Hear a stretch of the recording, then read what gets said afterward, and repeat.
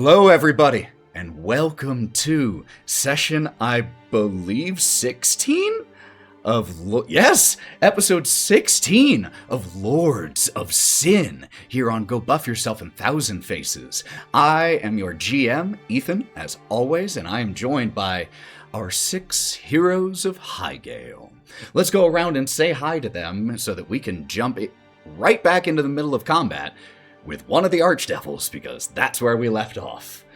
First off, playing Lorwryn, we have Mallow. Good evening, everyone.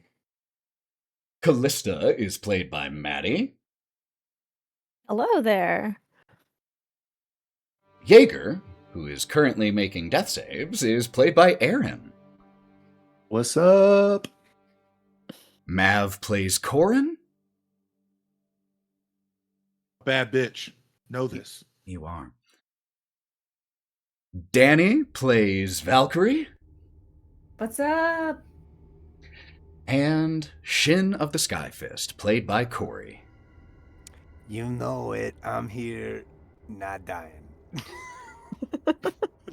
Asterisk, not yet. Let's see, that was 1 minute, just for when I have to edit it later. Yes, make note of that timestamp now. All right, y'all. I just put a target on my back. Look, I'm gonna level with all you watching this. Every single one of us. If I should have bought us all heart rate monitors. I said I was gonna do that for the next combat. Damn it!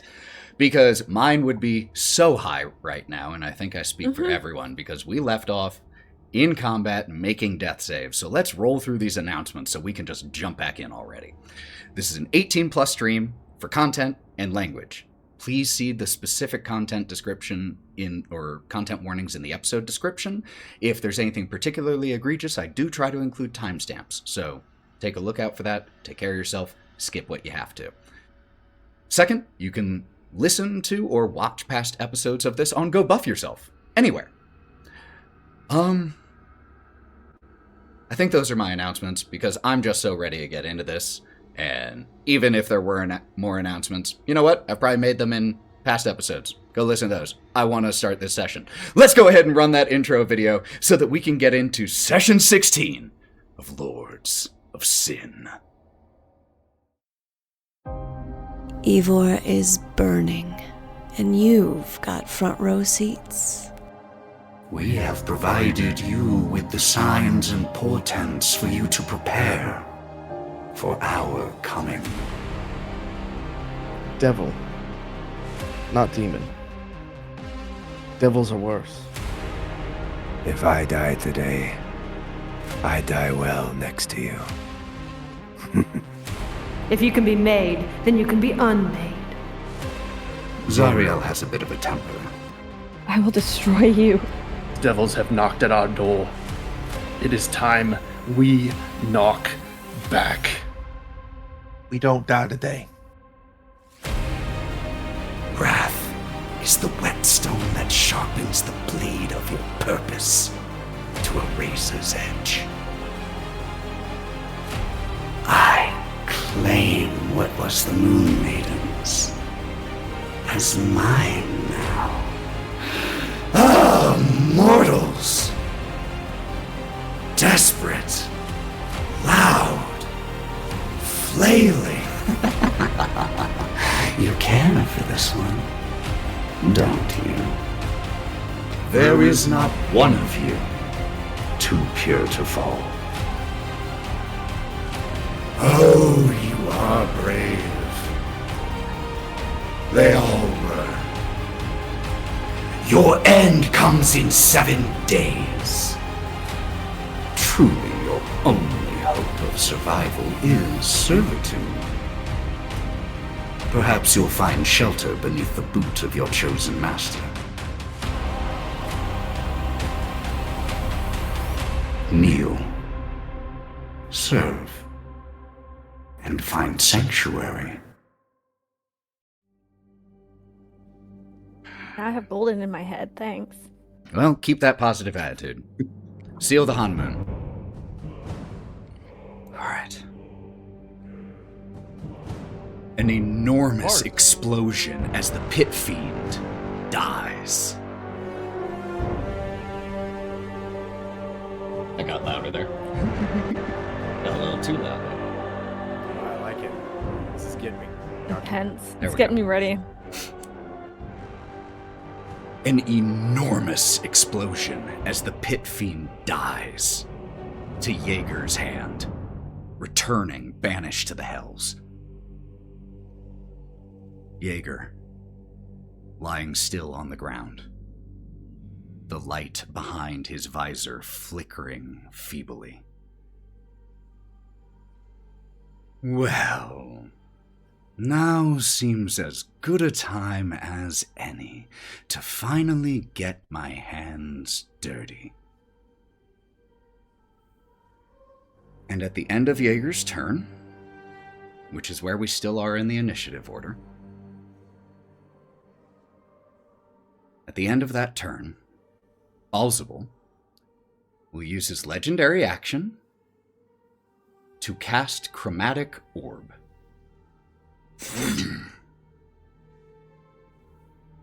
A sphere of lightning, and launches it straight at the fallen form of Jaeger. Now, there's good news here. And that is, Jaeger, because you are prone, he has disadvantage on this.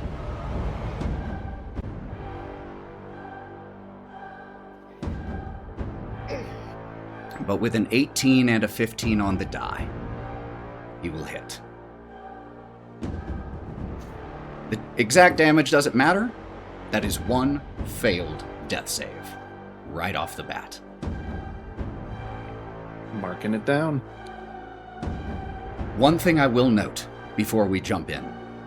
Val, you know the setup of the ramparts of the grasp. There are trunks at near each of the ballistas, crates, that do contain items, resources, and that typically includes potions of healing. The nearest ballista to you still has an ice devil between you and it, but is about 100 feet away. And also between you and the ballista is the dying form of Violet. And that brings us to Shin.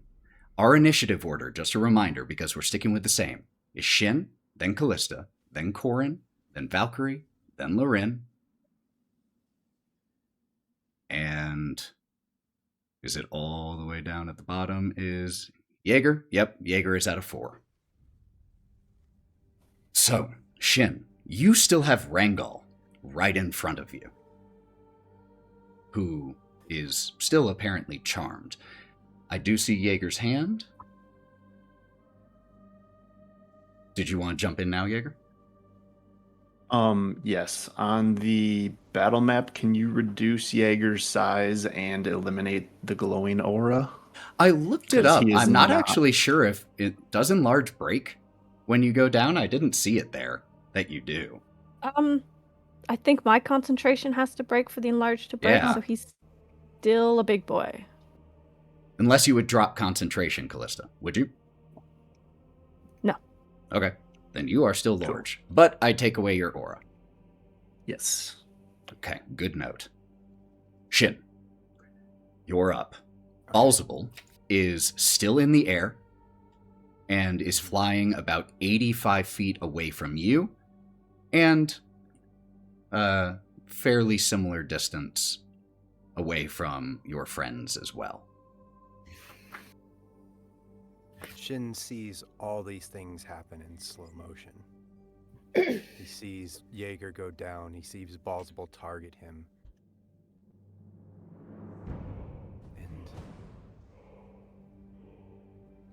And the absolute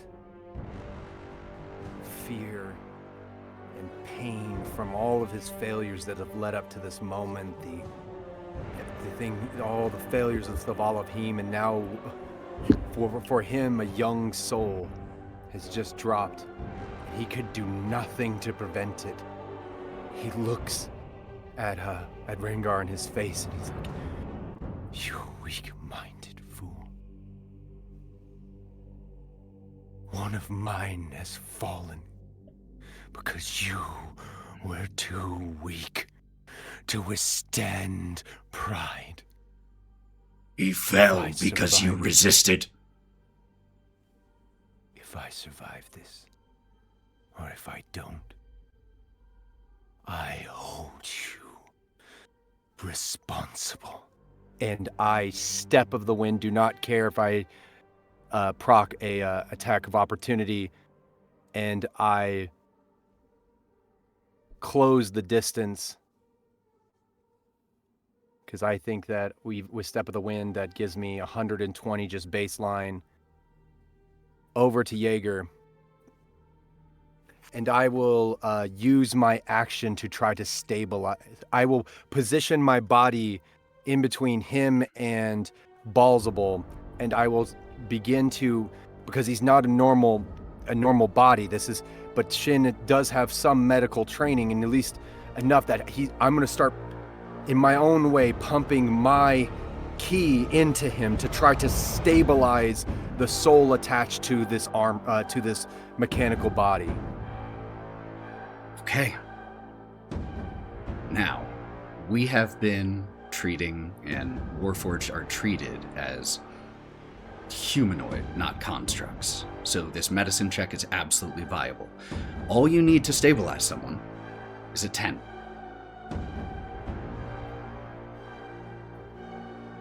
I fail. 7. Do you want to use your inspiration at this time? I do. We have luck points too. Oh, I do. I do have 3 luck points. 3 luck points would get me there, right? Do we start with 3? You do start with 3. Then I dump. So I notice that it's not quite what I'm familiar with, because, and she's like, no, I will not. I will not concede this. If I save only one, this is the one I will save. And spectral wings erupt out of his body and crash into Jaeger. And I use all 3 of my luck points to stabilize him. It's less medicine and more simply, like you said, the channeling of your life force, the willing of this soul to remain. And, Jaeger, you felt your awareness of this place flickering away. But as Shin does this, you feel this surge of draconic energy pouring into your being. And though still unable to move well, because you and I talked about some options that you have available while you are unconscious and making death saves, and those still are on the table, though if you did any of those, at this point it would take you back to dying. You feel this surge of energy, and your soul, whatever it is that was built into you, no longer being pulled away from your shell. Anything else for you, Shin? Kalista's on deck, and then Korrin. I think that's everything I can do. I will dump a key point to have made that happen. Okay. Kalista. Kalista is going to run past into quick thing, right before your turn, Baalzebul is going to use a legendary action to move. And starts to fly closer to where you and Shin are. Still not over the ramparts, but now only about 10 feet away from the edge of the rampart. Still up in the air, higher, mind you, but... Okay. Kalista falls to her knees in front of Jaeger's face. And much the same as when Jaeger was first born, she's going to place a hand on Jaeger's cheek. Jaeger, you are more to me than you realize. More than the pride you bring me as a mother to a child. more than the proof that we walk amongst the gods, for if they create the souls, I created yours. But your job is not done. Your purpose is not fulfilled until our sky is brought back to where it once sat.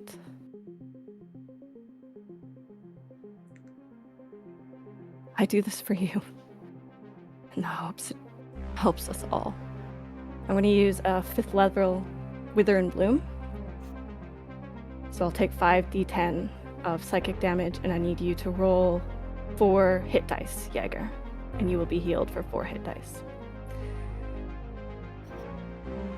Oh god, that was so awesome. What are my hit dice? Is it a 10? I think it's a 10.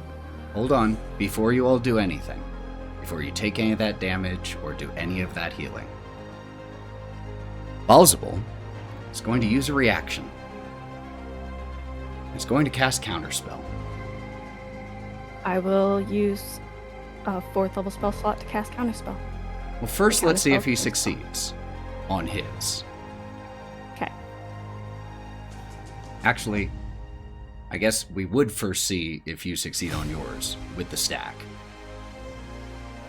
So, go ahead and roll yours with a... you said a 4th level spell slot? I would be using a 4th level. Is he using anything above a 3rd? He is not. So it would just counterspell as counterspell. So I'll take even more damage. Yeah, you will take 9d10 points of necrotic damage right now, as he starts to reach forward, and you with one hand casting Wither and Bloom and casting the other. That, as you negate his counterspell, he just sees it fizzle and just looks to watch and see what happens. I have 47 hit points. Let's roll the counterspell damage first. Oh, actually, let's roll them all, because... I'll survive the counterspell. Yeah, you'll survive the counterspell no matter what. So, as she is casting this Wither and Bloom, and this warmth comes from her palm, just as that counterspell flicks out with a flick of her wrist, the counterspell fizzles, and she falls into a unconscious heap on the floor. As you cast Counterspell with your left hand, your right hand still continuing to do the motions, the gestures for Wither and Bloom. As you cast Counterspell, your hand from the fingers up to the wrist, up to the elbow, and nearing your shoulder joint, your arm decays. Your fingers with no flesh left around the bone. And as you succeed on casting Wither and Bloom, the same thing happens to your right arm, but even more as it courses up across your chest, those tattoos that you have becoming covered with necrosis, with rot. Cory? This is RP, so if there's anything... Okay, so... And as it reaches your chest and reaches your heart, you double over. I still have a little golden bird in the center of my chest. I still have a death ward. You do. So as the necrosis reaches that bird, it's as if it pulses across her skin. Just a second, like the flutter of a wing. Remind me again what Death Ward does. It keeps you at 1 hit point instead of 0. Because with those 9d10, you dealt 55 damage to yourself and you had 47 left. And so as the rot begins to reach your heart, as this golden bird, the flutter of wings, it forms a magical bird cage around your heart, inside your chest, but not a cage to keep something in, a cage to keep something out. and you stay conscious at 1 hit point.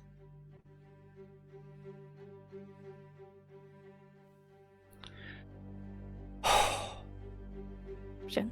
How many hit points did Jaeger recover there? 20. So before we get to Shin, Jaeger, the light from behind your visor pulses and then glows strong once again. You feel your purpose. You feel yourself return to your body, and you see the dying, nearly, but the rotted, ghoulish body in some places of your creator, of Kalista, right in front of you. Do you say or do anything in that exact moment? Jaeger's hand. Oh, go ahead. Go. This actually plays into what I'm gonna do, or not really anything I'm gonna do. It's what I'm actually gonna speak to you, Jaeger. So your hand begins to rise. Yep, starts to move up and reaching towards Kalista. And a very powerful elderly hand grabs the top of your armor and pulls you to his face. Rise, you fool. I am a foolish old man, and I've done nothing but screw everything up since I've existed. But the world still needs Kalistas. Get up, grab her, and run. I will buy you time. I am so sorry, Jaeger. But protect her.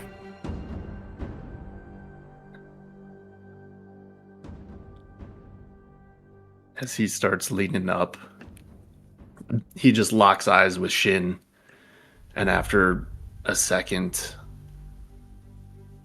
one of his eyeless eyes behind the visor winks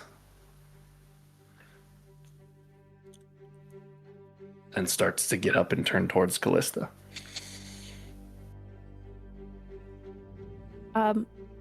Above board, Shin, do you have Featherfall or Slowfall? Mm-hmm. Is it a reaction or an action? It is a reaction. Sick. Okay. I meant to ask you that before the game. Kalista is going to leaning heavily on Jaeger's shoulder, or on Jaeger's knee, or whatever's closest, stand again. She's going to use her bonus action to break the ring of shared suffering, the bond. She's going to turn to Shin. Do what you can, Shin. And know that I forgive you. And she is going to run off the ramparts behind the wall.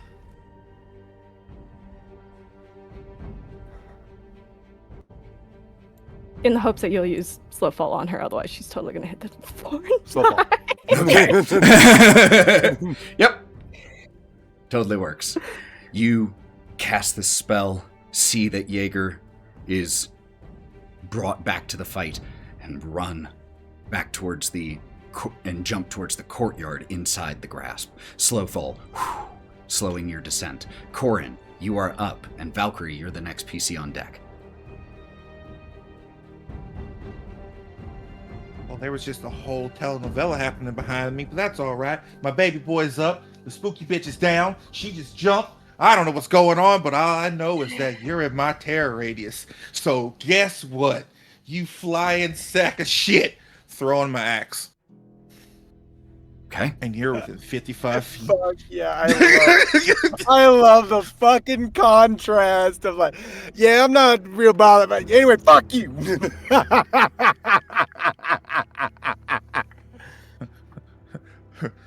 To set this precedent, does a 28 hit?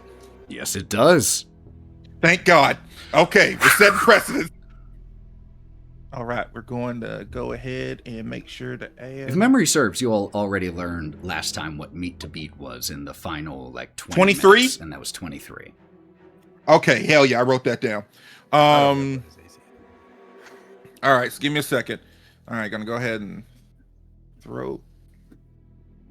Okay, And 16. Did I have lightning? I had lightning on. Okay. So 16 and 7, and then plus 4 because I threw it. Yep. Okay. So give me a second. Doing math because I haven't had to do math in so long. 16 plus 7 is 23. And you're raging. Yes, plus 4. 27. Okay. That's 27 points for that first attack. And you know what? No, we're going to do that on the next one. Because fuck you. 32. Let's go. All right. Yeah, I'll hit. Okay.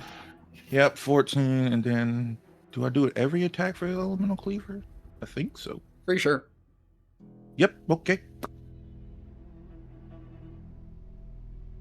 Okay. Plus 14 plus 8 plus 4. That is not that. That is 2,000. 26 points of damage. And with that last turn of me hitting you, I'm going to do Cloud Strike, which then will take an extra 1d4 thunder damage. Heck yeah. If the creature... Yeah, hold on. If the target is a creature, it must succeed on a wisdom saving roll of DC 19, or you'll become invisible to it until the start of your next turn, or immediately after you make an attack or cast a spell. That's a 30. All right, whatever. But still takes that thunder damage. Though. Take it. I'm ready. 4 thunder damage. Hey, max damage. Yes. Okay, so 2 attacks as you throw your axe. It spins like a buzzsaw, cutting into the angelic form of Baalzebul until it returns to your hand with a thunderclap. Anything else from you?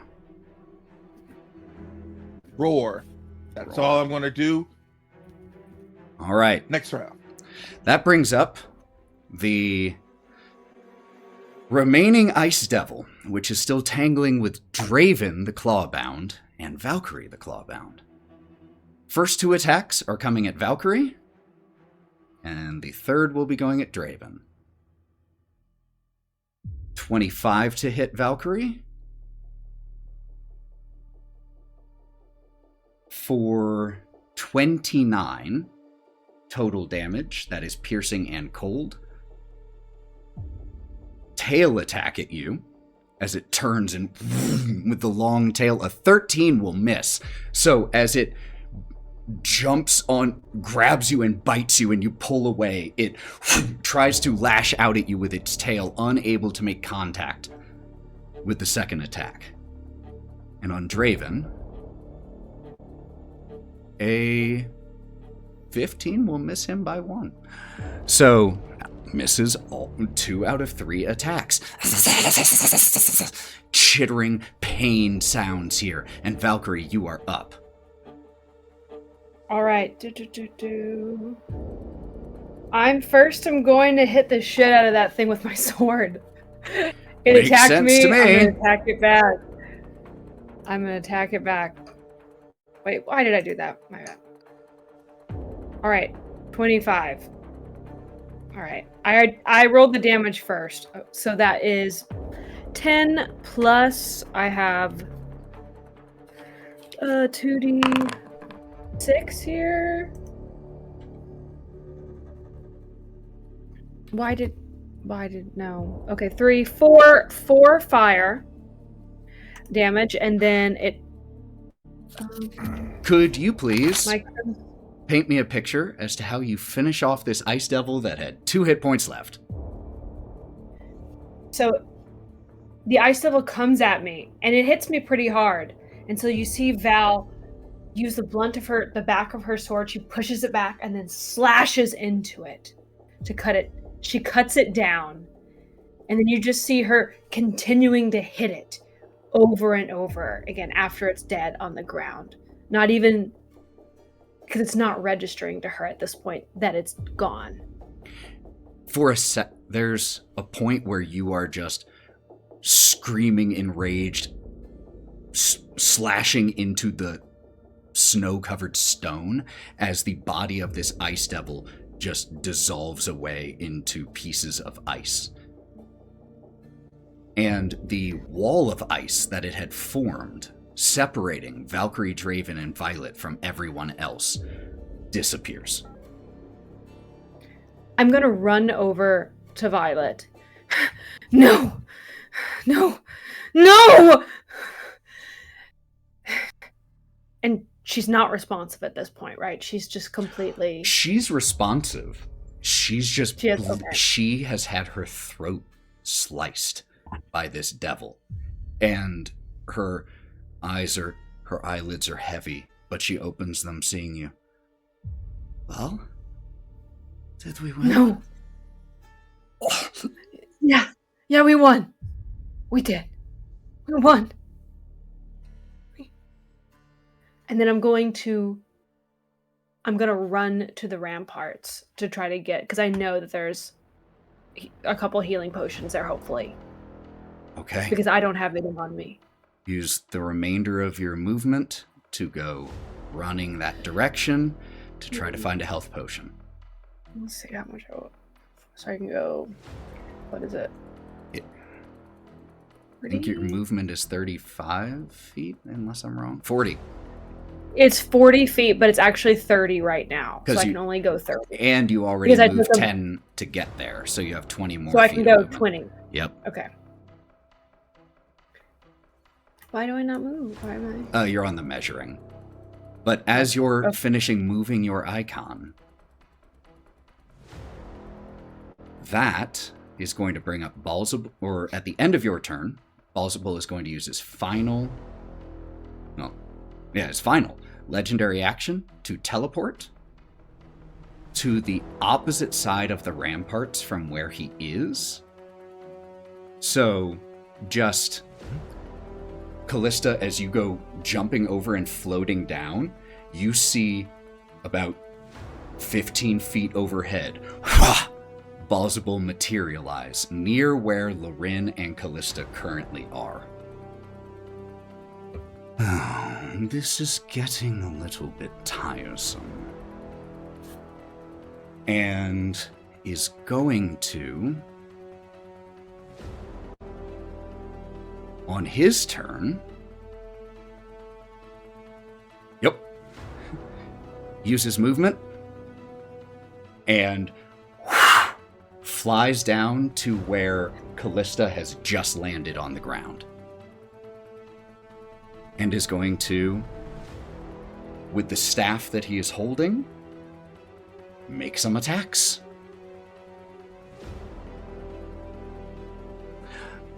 At the beginning of his turn, he is going to use a feature called Pride of the Fallen. This gives him advantage on all attack rolls, saving throws, and checks until the start of his next turn. It also gives you all advantage on attack rolls against him until the start of his next turn. So he is going to make these attacks at advantage. First attack on Kalista. Thank God for the advantage, because one was a nat 1, but 23? Yeah, that still hits.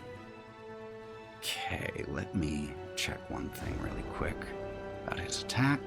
It's been a minute. Did he hit you on a nat 1? No, he had advantage. He had advantage. Oh, I was like, what? Kalista, could you please roll me a d4 as I roll damage? And if I don't want to? Oh, actually, I have the d4 here. Never mind. I got a 4 on it. You want my roll. Okay. You take 25 psychic damage. Your charisma is also reduced by 2. Your charisma score. Well, she is unconscious again. And is that like a permanent change or temporary? It lasts until you take a rest. Okay. Wait, this As is permanent. Baalzebul descends and just delivers a brutal strike with his staff, just right across just right to your chest, and you feel that birdcage that had been formed around your heart shatter. And you fall to the ground.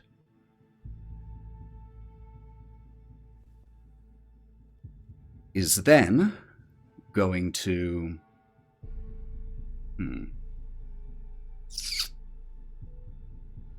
What would he do now? He has 2 attacks remaining. Okay. He's going to fly, get within 15 feet of Korrin, and make the remaining 2 attacks.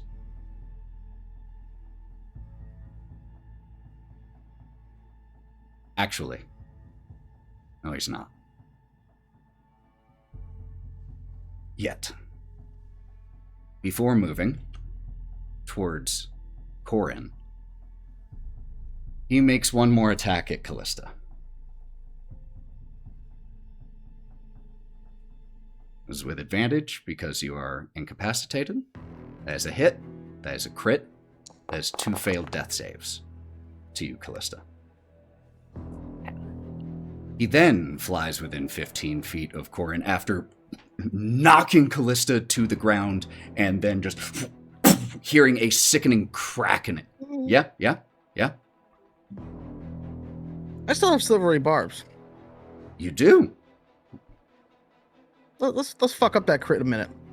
Well, for the record, it's not a crit as in a nat 20 on the roll. It's a crit because she is incapacitated and it's a melee attack. Any successful melee attack will be considered a crit and therefore 2 failed death saves. Do you still want to use it? No, let's hold it for a second. Okay. I just want to make sure that you knew what you were using that spell slot on.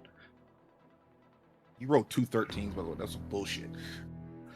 And as makes this second attack on Kalista, there's a sickening crack, and Kalista, you are aware of it. Blinding pain as you feel this Archdevil who has gotten where he is through planning, know that it is smart to finish the job.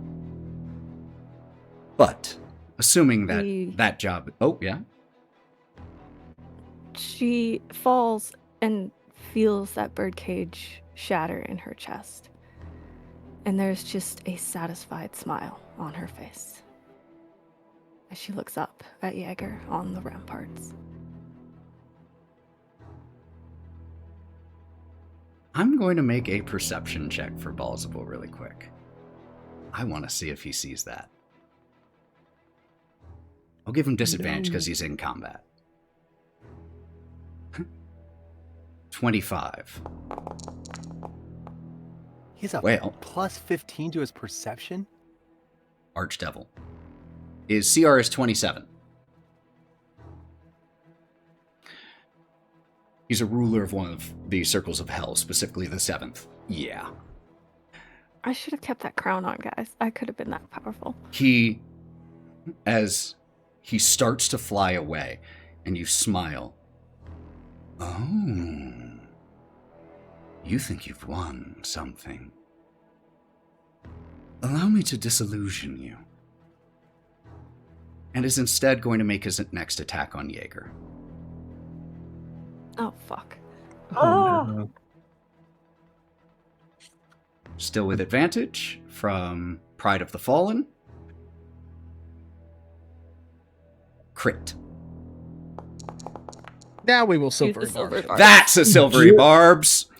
Now, the way that works is I only re-roll one of the dice, so there's still a 25. You have... Oh, yeah. Hold up. Before you use silvery barbs. Jaeger's built really well. Crits don't affect him, if that matters. Adamantine armor. Thanks, Mommy. So. Wait, he built different. Yep, it was there. We were all thinking it.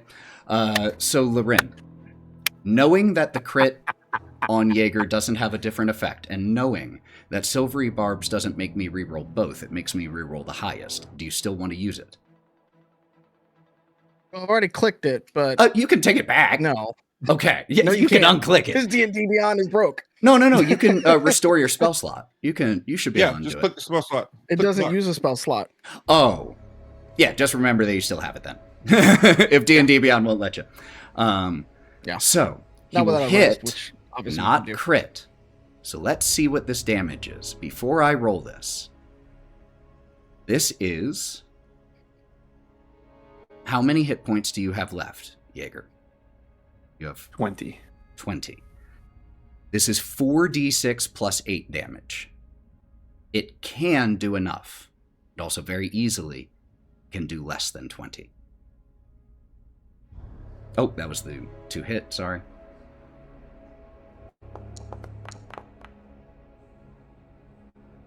I crit again? When I accidentally rolled again, I crit again. Jesus. That is... Yeah, can you stop doing that this time? Luckily, it didn't matter. That is 22 points of psychic damage to you, Jaeger, and your charisma is reduced by 4. It's psychic damage? It is psychic damage. Can it be force instead? It can be, and isn't. Okay. Jaeger didn't even register Baalzebul and was just looking at his little bird fallen. And he just gets impaled and falls again.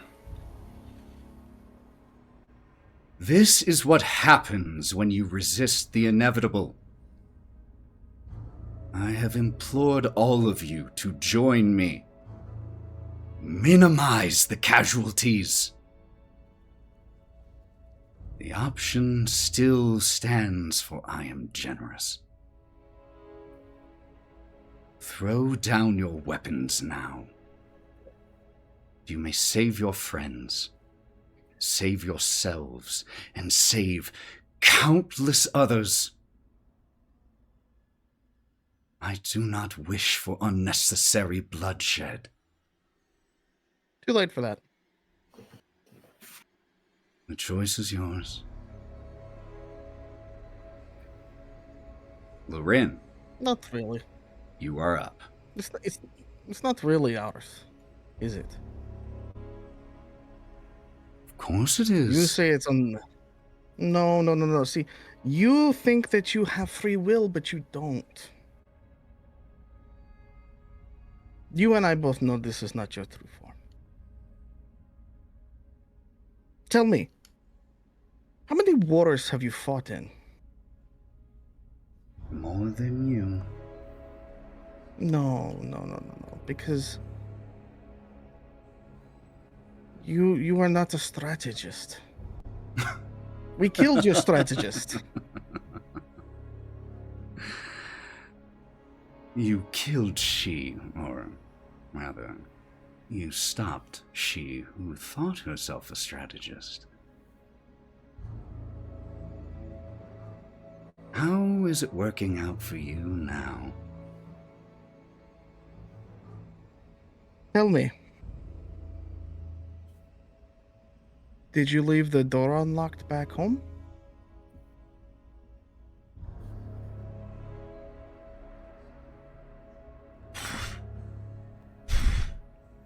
Just continues to beat his wings. What is it that you said to me in the throne room?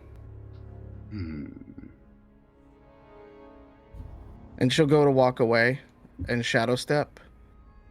And before she does, she'll turn back and just smile and go, knock, knock. And where do you shadow step to? Out of sight from him. Okay. And go ahead and move yourself. I want him to think and know that he fucked up. He left the throne alone. All right. Love it. Is there anything else from you, Lorwryn? Not at the moment, no. Okay. That brings up Orion. We can actually go. The Clawbound, who is going to start reloading the ballista. Violet has to make a death save. I will roll this publicly. That's not behind it, but... That's a success! That is a success. Where did I put my notes? There we go. Okay. Whew. That brings up Laura, who is going to use her action to aim the ballista, and we'll be able to fire it next round. Val, could you please make me a perception check? Yes. So, let's say with disadvantage here because you are focused on running towards the trunk of equipment.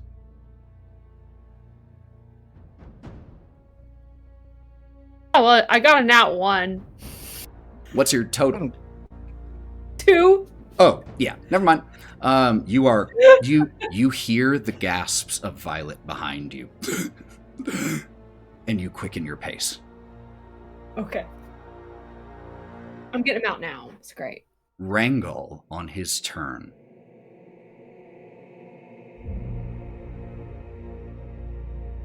This fight is over. Our job, Clawbound, is to save lives. There's only one way to save them now. And he throws down his sword. I'm going to make a check for a couple of the Clawbound.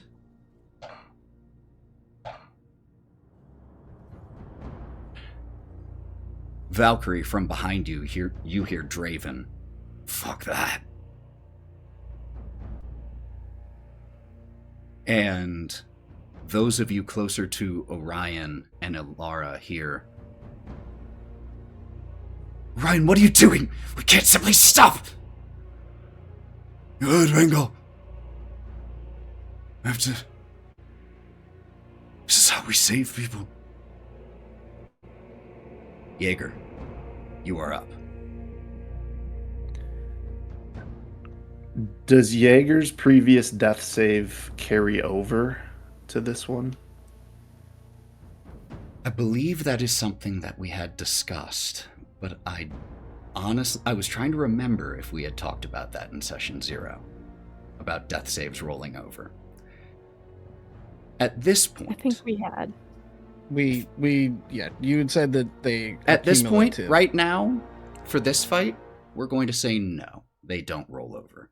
You start fresh. Okay.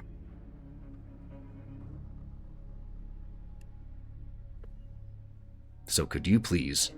And before you roll a death save, if you haven't, unless you have already, do remember, and I want to remind that we talked about some options of things that you can do, even while unconscious.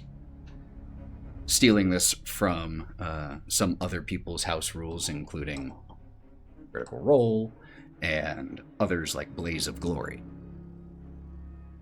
For one death save, you can give someone, one of your allies, within a reasonable distance, the help action.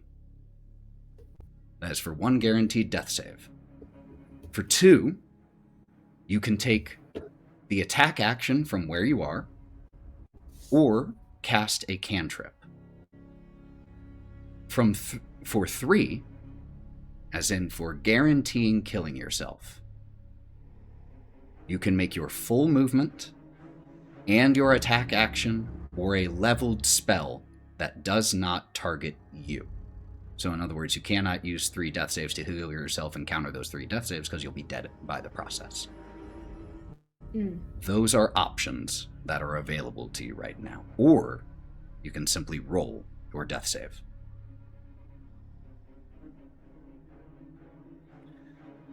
I think Jaeger is going to hold on to life a little longer, attempt to, and roll a death save. Okay. Reminder, you can use inspiration and luck points on death saves. And then do I have a -1 from going down previously, or am I at -2 for exhaustion? No, we're not. No. You don't have a penalty here. Okay. Right. D20 to Dungeon Master. Okay. Okay. Do you want to use inspiration? And I'm going to ask that every time, whether you succeed or fail. I will not use inspiration. Okay. That brings us to Draven, who is going to run over to Violet and try to stabilize. As a +2 on his medicine check. A 7. The blood is just pouring as he tries to pull gauze out, his hand shaking, even all the training of the clawbound becoming a little unsure in this situation, but he tries. Hurry, Val! Hurry! She doesn't have long! He doesn't know she succeeded on her death save. That brings us to Shin. Kalista is on deck, and then Korrin. Shin sees all this go down.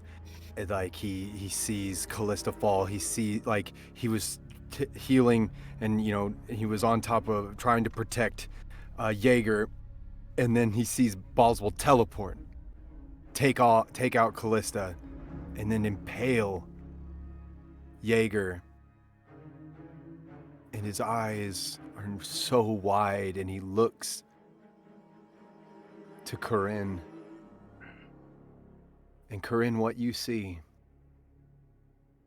what was once silvery, like a silvery glow around where his spectral wings, starts to turn red. And his veins start to pulse. And you recognize the vestiges emerging of rage, of a barbarian past long buried. And Shin lets out a guttural scream to God. Rengal's like, "We must lay down," and it is drowned out for you by this primal, raging scream. And Shin launches himself at Baalzebul, just jumps at him and starts to pump, like grabs him with his legs and starts pummeling him in his face, completely and utterly without abandon. And I'm going to attack him as many times as I possibly can. You also have advantage on all of these attacks because he used Pride of the Fallen.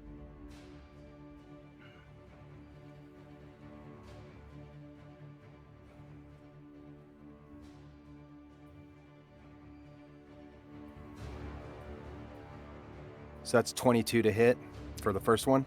22 is one shy. Okay.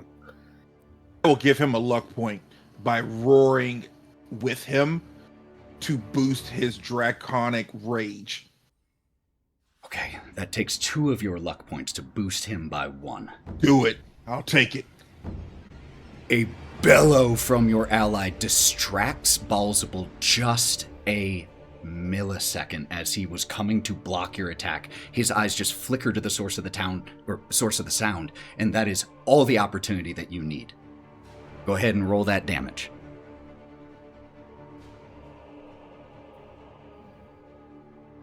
So that's going to be a 9. Let's that, and I'm going to make that a stunning strike. Okay, that tracks to me. Con save? Yeah? Hold on. I just had it. What happened? It's got to be con. I mean, Where is it? Where's all my stuff? I just had it. I was doing all this. I promise. I know. There's a lot. There's a lot. There's a lot. What the fuck? Where are you? You should. Stunning strike. Con save. DC 17. Yep. Okay.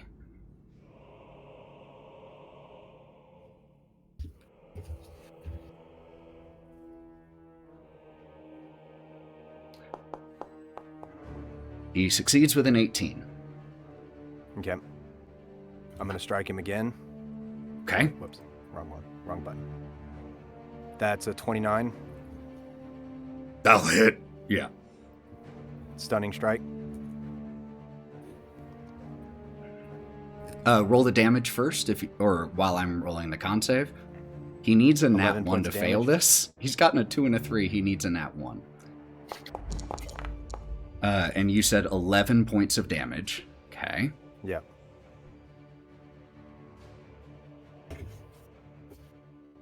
All right, that's 2 attacks. He manages to resist the stunning strikes. I'm going to flurry of blows him. Might as well. Let's So go. 2 more. And again, remember to roll with advantage in case you crit. Oh, you have that's advantage.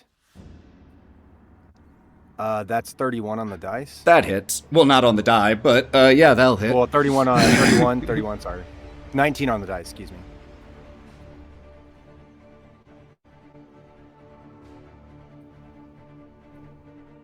That's 12 points. Heck yeah, man. 3 hits so far.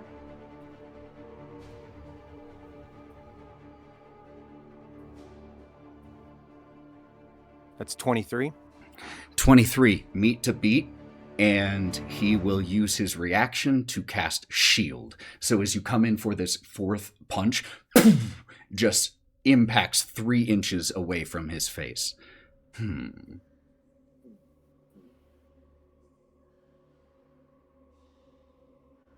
What?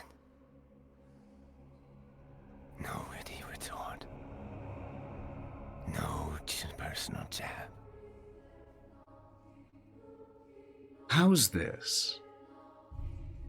At the end of your turn, he uses a legendary action to cast a spell. And a ball of poison forms in his hand. I can kill her now, Shin. Or you can end this pointless crusade and join me. 5. I will come back 1,000 lifetimes until I've made you suffer. I will rule hell if I have to. And I will kill you over and over for eternity. I swear this.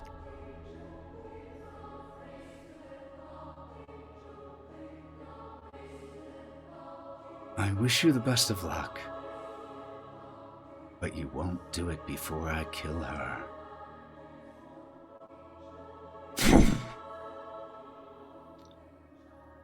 And launches this at Kalista.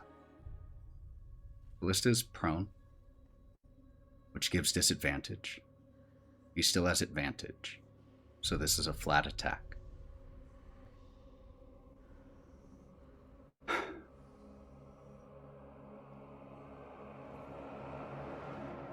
This is a spell, right? It is a spell. That's a 2 on the die. Or a 19. Armor class is 18. If anyone would like to do anything, now is the time.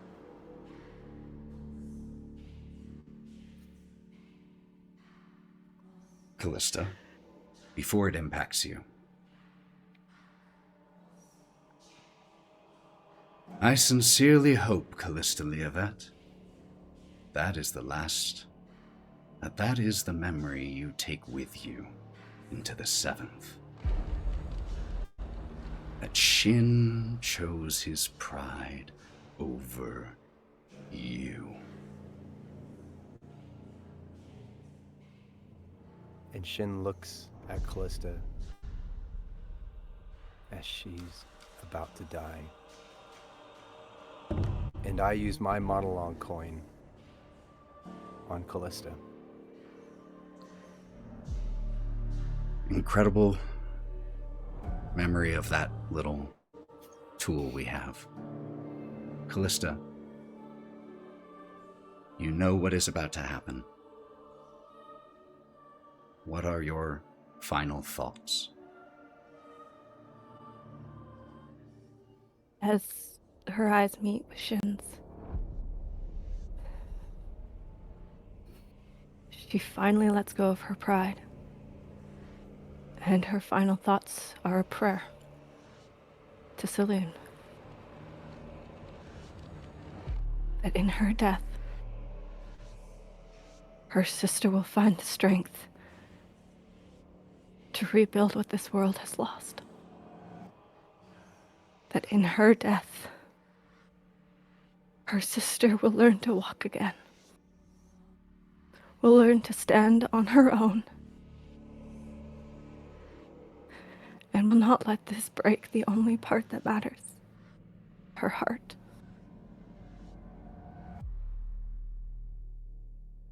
Her final moments will be spent doing something she has never done before. Reaching out to the gods. Desperate. That maybe they can look upon this world and see something worth saving.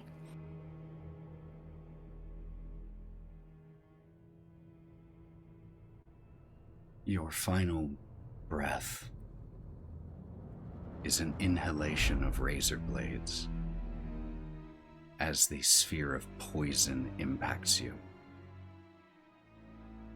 And the last thing you hear is a voice in your head. You should have prayed to me.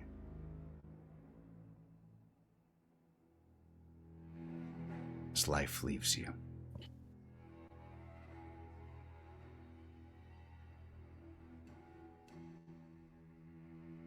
Should we take a break right now, y'all? Yeah, I'm gonna need a minute. Okay, let's take a game break. Doesn't mean you have to leave. Just turn it on BRB.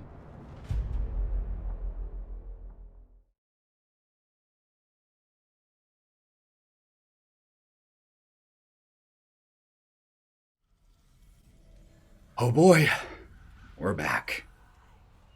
Before we jump over to next in the initiative order, Lorwryn, on your turn, you hadn't used, or at least announced what your action was. Would you like to, because it's particularly relevant in this moment, would you like to describe what you now do with your held action? She Banshee stepped or Shadow stepped away from Baalzebul, making him think that she was just going away, essentially, to attack Avernus, or his circle of Avernus, and, you know, bluff her way through all of this. But what she was really doing was getting out of line of sight and getting away to take a second to cast Contact Other Plane. And because it's done ritualistically for her, she doesn't have to like speak or anything like that with it, right? So she can whisper her way into it before she can contact. And she's calling home, essentially. She's reaching out to Lolth and hoping that she picks up. You hear chittering in your mind. My daughter.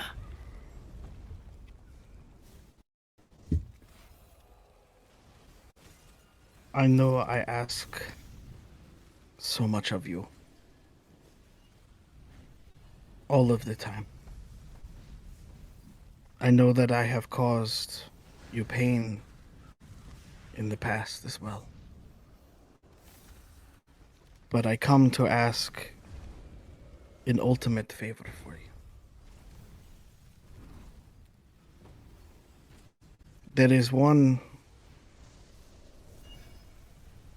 I adore.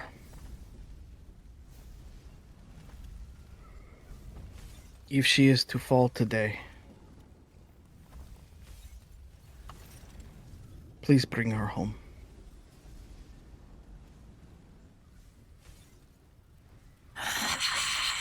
And I'll be there soon. She has fallen to the Lord of Flies. You ask much of your mother. But to steal from Baalzebul,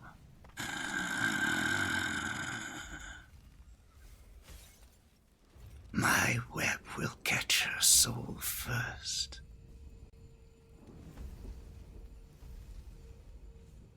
Thank you.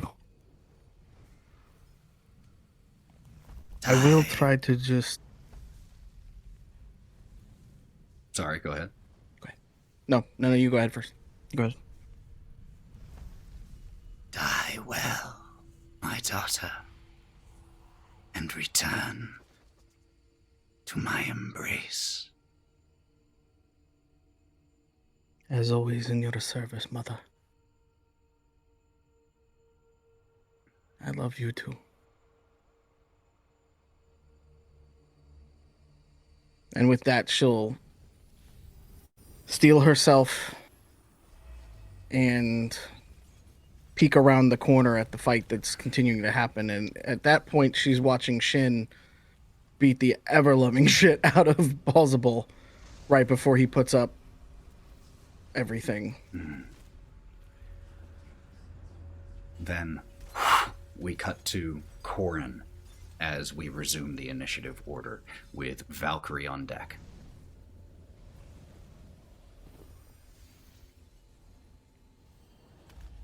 Babies are dying.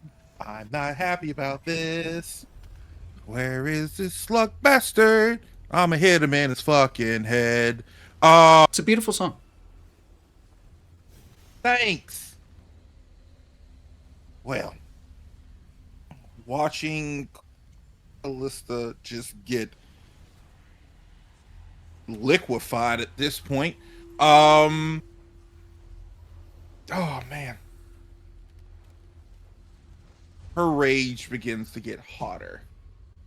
The spots from her being in Avernus start to glow. That full tilt rage that she had when Kalista brought her back. That level of, you feel that heat. And we're going to swing. And by swing, I mean yeet that motherfucker. I still got advantage, right? No, it has been his turn. Ah, fuck me. Okay, that didn't hit. Roll again. Cool. None of that mattered. Just as you throw your axe, just knocks it to the wildly side with his staff, and it just goes off course, returning to your hand. Yep.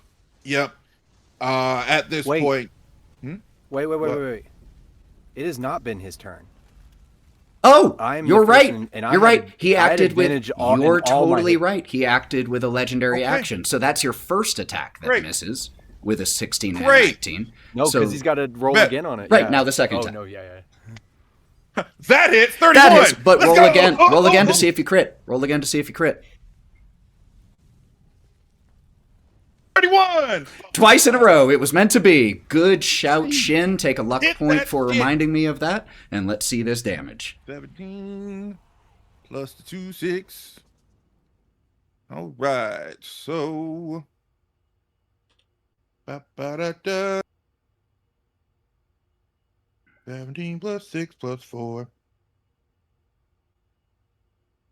27 points of damage. And you know what? Take a 1d4 of thunder, and we're going to do that shit again. Roll for DC 19. Oh, for Cloudy Escape? No, Cloud Strike. Oh, Cloud Strike. Which save was that? A con save? Wisdom. Wisdom save. Okay. Even if it doesn't fucking work, I get you. That's a 17 on the die. Oh shit! So you don't see me anymore. Bye, bitch. No, 17 on the die, God damn my it. friend. On the die. That's a 32. I was like, what? Yeah, okay, fuck it, whatever. Sorry. Sorry. I'll, okay. I'll announce excited. the totals so that doesn't happen again. I got excited. Great I was news. like, all right, what? Great news, everybody. By 1, Baalzebul is officially bloodied. So half hit points.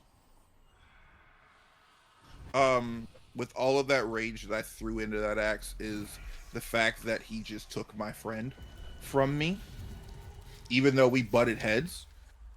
Even though Kalista and Korrin butted heads, we were still friends and allies, and you took one of my babies away from me, and I don't like that. Incredible. That ends my turn. Okay. That will then bring up Valkerie.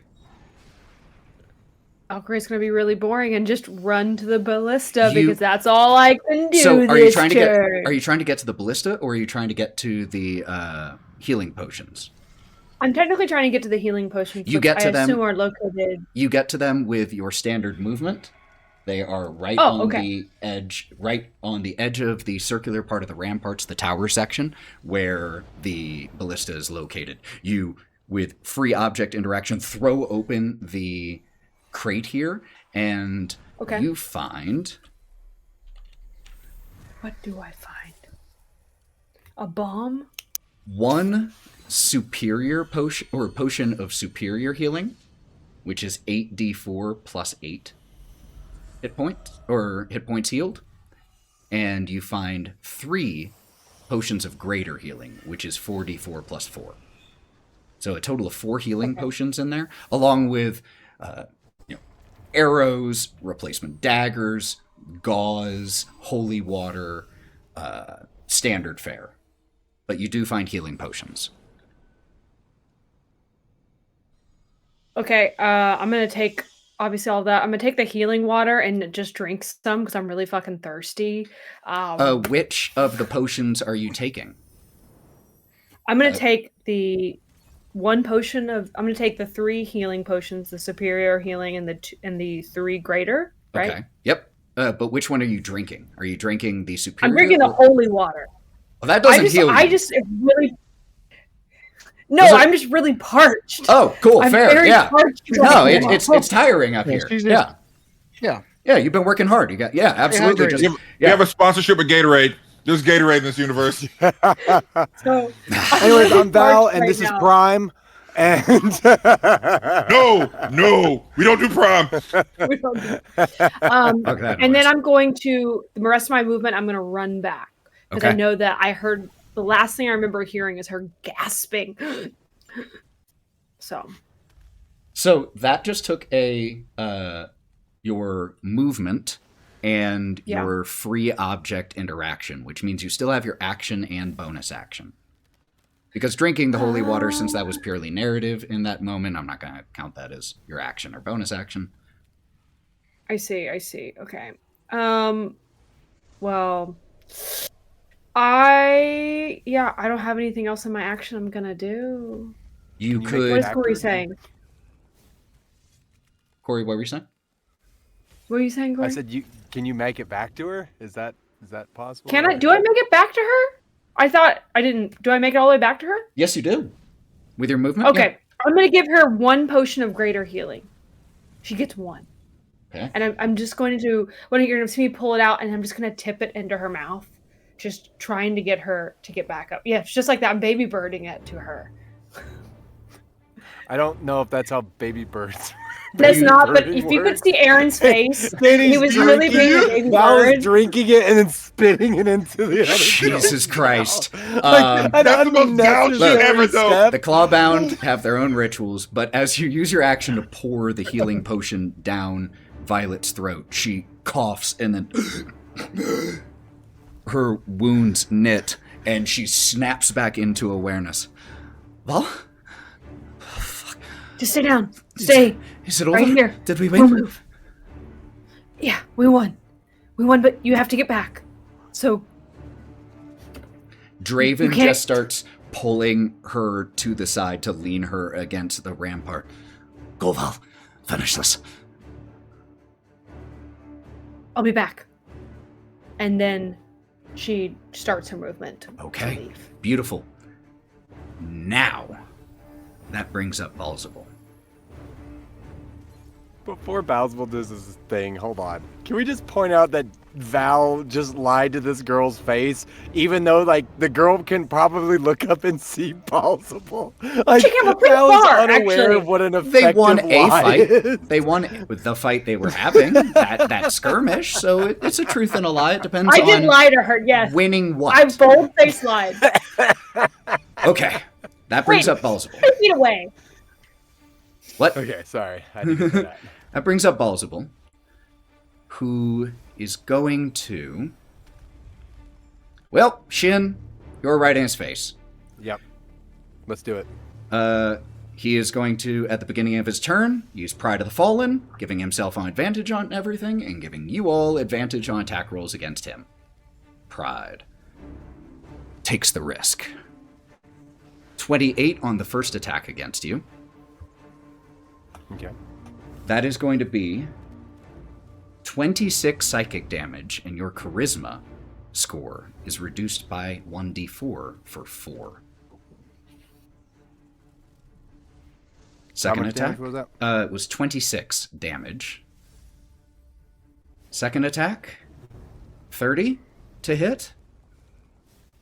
Okay.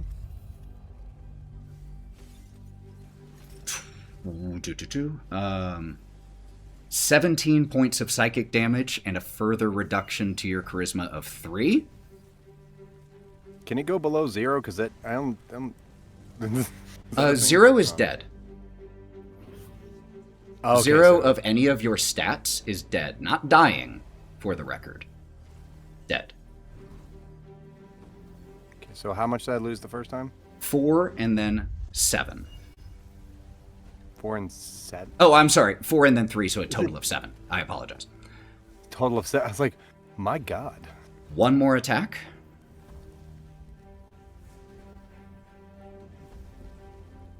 $27. The other wasn't that one, but 27 to hit. Last bit of damage to you here, Shin. No crits. 21 more points of psychic damage and 2 more points of charisma damage.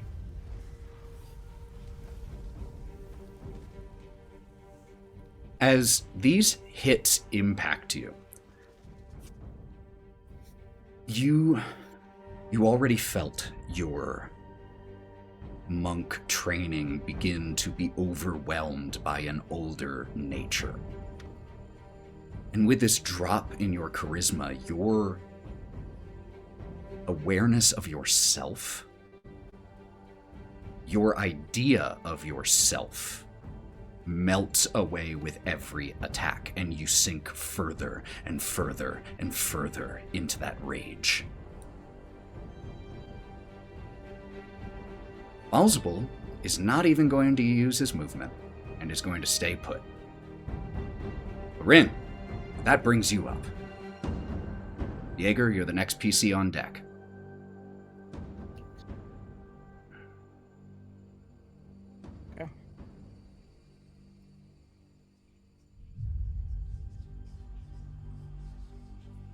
Hey, Shin, you got a thing where, like, if you make a dex save, you just don't take damage, right? I think so. Okay. Right? That's a thing I have. It's a thing monks have. It's evasion. Because you're... Yeah, you have evasion. Yeah. So, Lorwryn is going to... From the shadows, where she's at. Oop, it won't. Game. She can scoot to just over here. Oops, using the wrong thing. Just over here. And she is going to cast Meteor Swarm. Holy on shit. Okay. If we're going out in a literal blaze of glory. Yeah. And I'm going to give my friends as fighting of a chance as they possibly can. Okay. Holy. That's so fucking shit. sick. Fucking let's go. So that is a 40-foot radius around a point you choose. So... The thing I'm going to try to do is keep Korrin and stuff like that out of it. Absolutely. So I'm trying to keep the radius. Shin can get away unless there's a way that I may. You can of course position it so that it only hits Baalzebul if you just aim it far enough to the north. Yeah. I don't want to have to make Shin do too much because Danny's not over there either. Like Laura, all really them. Far away. You're far away. Okay, perfect. So yeah. Okay. You cast fucking Meteor Swarm, a 9th level spell. Which means before we have you roll your 9d10, let's resolve the Meteor Swarm, because that's cool. Would you like to paint the picture of what this looks like? She is doing she steps out and she sees balls still there floating in the air. Shin still engaged with him. And she sees the fight going south because like when she steps out, she can see where Baalzebul hits Shin. And can feel it even from that far away. Just like, oh, God, no, kind of thing, right? Like, it just looks bad. And she starts the incantation and moving her hands and making the spell. And right as she's sitting done doing it, she just kind of whispers, "See you soon." And then she reaches up to the heavens, makes a grabbing motion, and then just starts to pull down with everything she's got. The sky. To literally pull the meteors out of the sky. Above Baalzebul cracks and opens, revealing stars. But not like the stars that you see in the sky, closer. And you reach through that rift in space, pulling rocks from outer space through this rift to come slamming down. Baalzebul looks up, his two angelic wings arching above himself to try to reduce this damage. He has to make a dexterity saving throw. This is a spell, so he has advantage, but I'll let you know. First of all, he takes half damage no matter what, even if he succeeds. And Dex is his lowest save. 18 on the die with advantage for a total of a 30. So he'll take this half damage, but let's roll a total of 40d6 points of damage. Jesus. I do need to know the fire damage and the bludgeoning damage separately. Okay, so it's 85 bludgeoning damage. Oh. Okay. And then the fire damage is about to be rolled. It's D6, right? 20d6 each. 9th level spells, man. And 70 fire damage. The 70 is halved to 35. Mm-hmm. And well, they're both halved because he succeeded. So, 85, so, actually gets. And so that is, he'll end up taking, from the 85 bludgeoning damage, takes 43, rounding up. From the 70, 35, then cut in half again to 18, rounding up.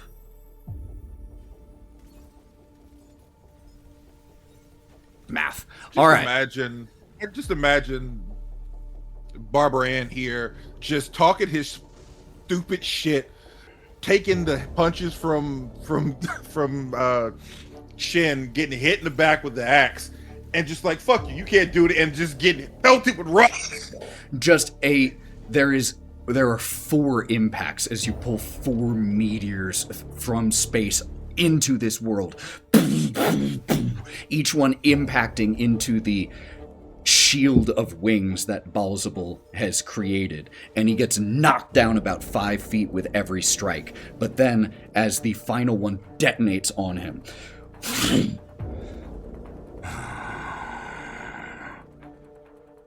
Baalzebul remains. And now, I need 9 d10 points of necrotic damage to Lorwryn. 44. 44. Less than your total hit points. Still up, baby! Anything else for you, Lorwryn?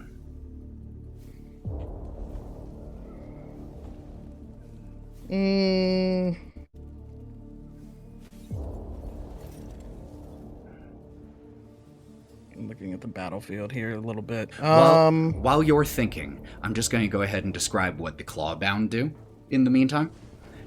Orion passes his turn because he has tossed down his weapon and is just shouting at Ilara, who uses her turn to defy what her fellow Clawbound has said, defy her commander, and is going to launch a bolt from the ballista here and try to hit Baalzebul. 20 on the die is very, or not 20 on the die, a 20 total is very close. But as it goes sailing towards Baalzebul, he catches it and launches this enormous bolt of this ballista back towards Ilara, and it impacts just a couple feet from where she is. And you see her resolve start to shake, but she begins the process of reloading the ballista by herself. Val, could you make me another perception check, please? Yes. This one is not at disadvantage. Got another 1. I'm really not perceiving anything. Well, you're perceiving a lot. It's just not this. You are focused on what is happening, and that is what you should be. You should be dialed into the moment. It makes sense. Rangal starts to turn to walk back towards where Val, Violet, and Draven are. For his turn, Jaeger, you are up. You have your choices. You can give a help action for 1, an attack from where you are, or a cantrip for 2 death saves, movement, attack, and or leveled spell that doesn't target you for 3 automatic death saves, or you can roll.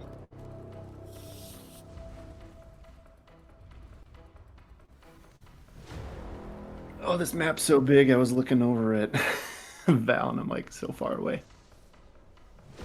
It's a whole stronghold, man. Okay, so Korrin's there. Shin is Baalzebul's spear still stuck in Jaeger?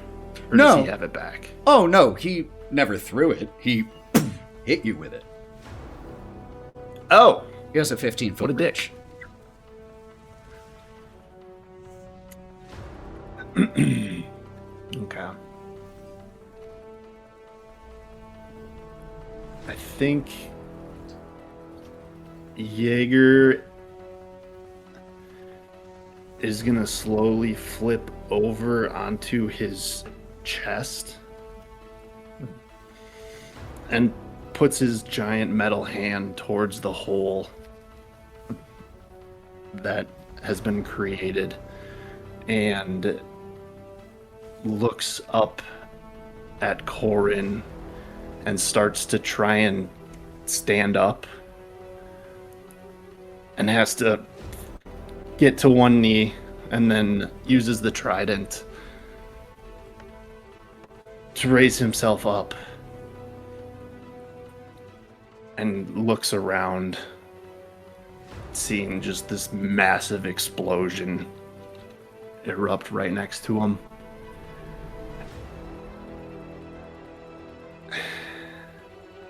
And he's gonna look at Lady Korrin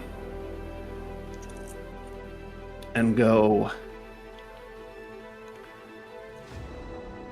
back at the tree, you asked what I wanted to be.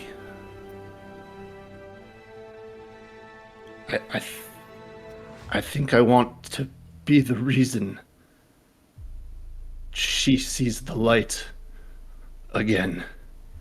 And he's gonna fall off the wall, almost stumbling like he was trying to walk there, but just with everything completely tumbles, hitting the roof and the side of any building next to it, and collapses right next to Kalista, and gets over her and puts his shield down, blocking Baalzebul, and plants the trident in a very protective stance. And the light behind his visor starts to fade as one of the diamonds rolls out onto her, and the oath to Saloon flashes.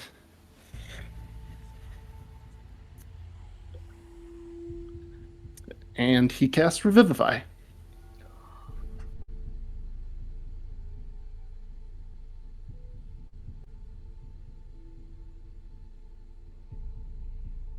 Doing this takes more of you than there is remaining in your body.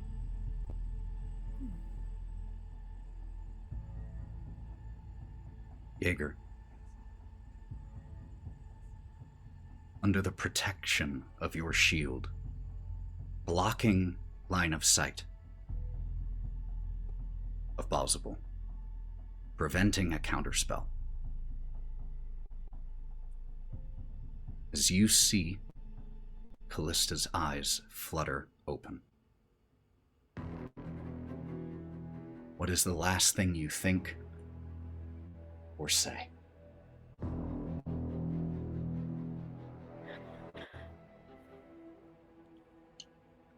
I don't think he says anything other than his whole body kind of slumps slightly, but remaining in a statuesque state over her. And all he thinks of is a little golden bird flying off.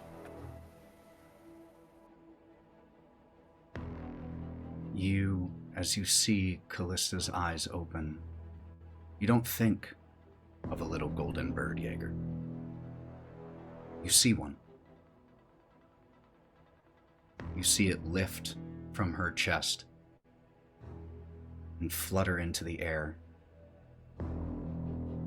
And I think we see your visor follow its flight as the light behind it winks out. And you freeze in place.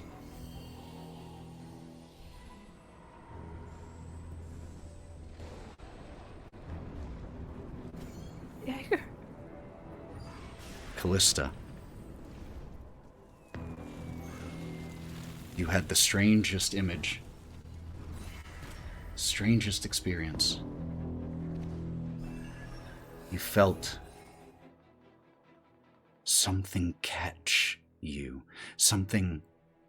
Not something catch you. You felt something inviting you to fall. And you heard a voice in your head. I will catch you. Do not fear the dark.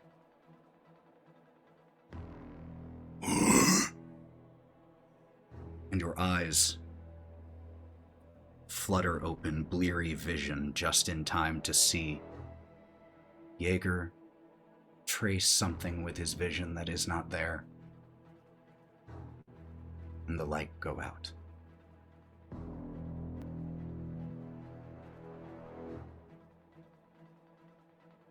No. Oh, gods, no. What have you done? How touching. Not that it'll matter.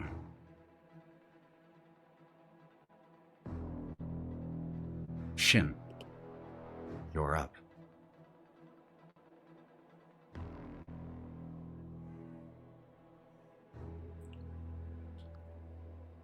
Okay, I'm sorry. Damn it, Aaron. So much. It's so hard to plan. Okay. Tell me about it. Here we go. There you go. I got to pee. Can we take a 10-second break? Yeah, here. Let's just take. Yeah. I think a character death automatically deserves just a built-in quick break. But we will jump right back in with Shin. Don't worry. But let's go ahead and take a 5-er.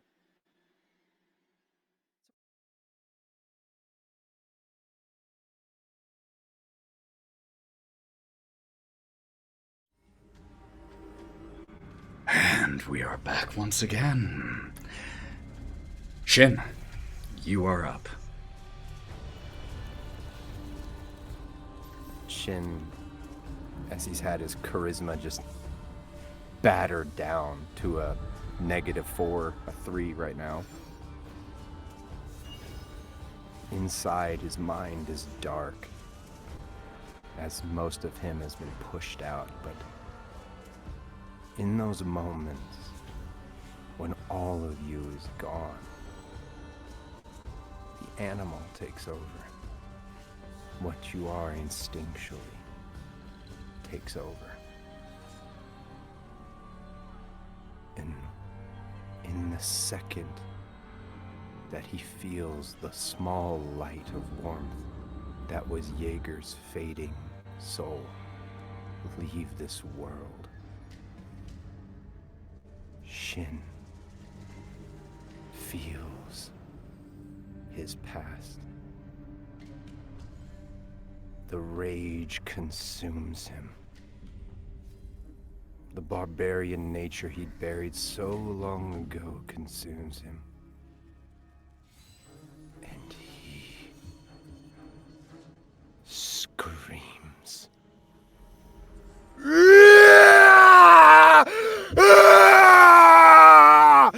And without conscious thought, his hand, using ASKII points, because I asked you if I could do this,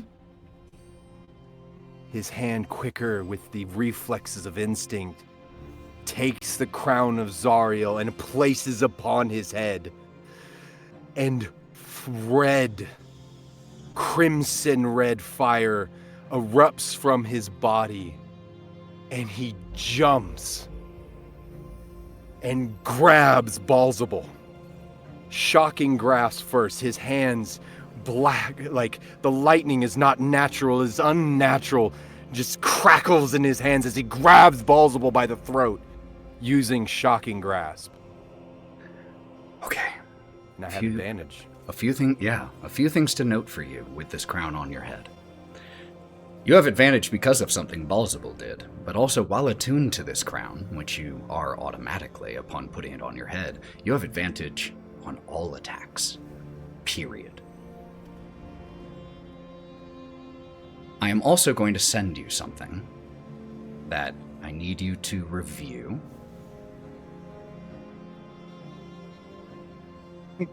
He's sending you the fine print now. Yep. Yeah, there's other things on that crown. Uh-huh. Also, I'm not casting Wish ever again, so I can't take it off. Sorry, babe. As the crown touches your head, you feel something black begin to wrap around your heart. You feel that you are no longer alone in your own mind. But proceed. And what, maybe to the surprise of this entity, as it wraps around Shin's heart wraps around it and grasps and fuses into it, almost like a hunger clawing at it, pulling it into his person, into his soul, into his person, into his being. And Shin, devoid of conscious thought, is now a tool of war. And does that mean I get double advantage? There's no such thing in 5e, unfortunately. It's just advantage, disadvantage, or not. That's going to be a 27 to hit with a shocking grasp. That'll hit. Actually, he's going to use shield, which raises his AC to 28. So you do have a luck point, though. I'll use my one luck point. Is it meet to beat? That is meet to beat. Yep. I'll use one luck point. Okay. And he uses... So what he sees is Shin comes and he casts shield, and then you notice these black crimson flames that's black and darkest red pierce through them, and he crashes through the shield. Not yet, little man! And strangles him, and black lightning floods into his throat as he deals 24 points of lightning damage. As you grab on, that is your first attack.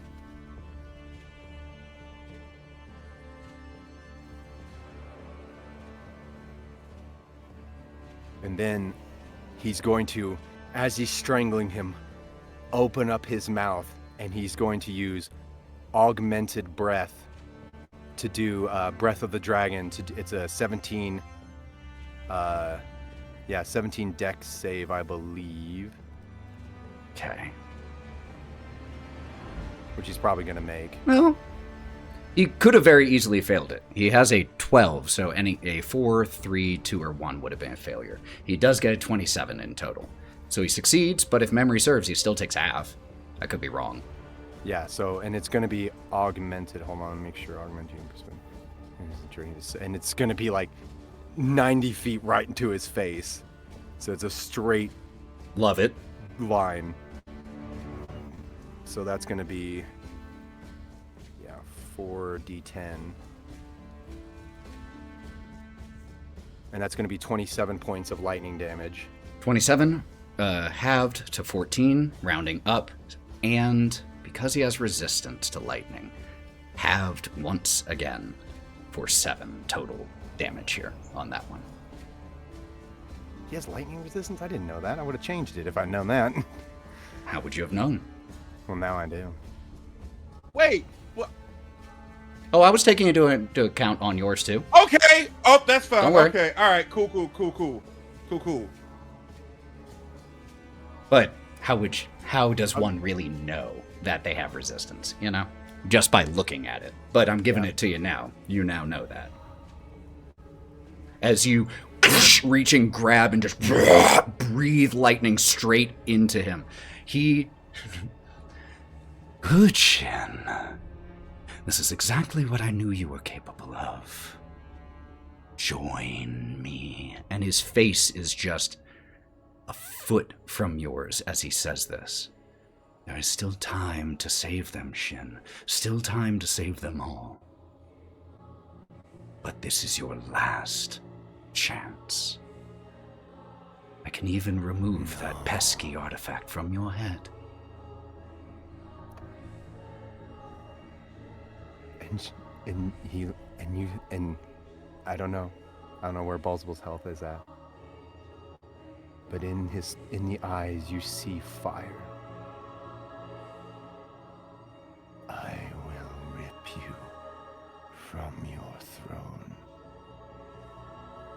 and I will sodomize your soul for eternity. Graphic?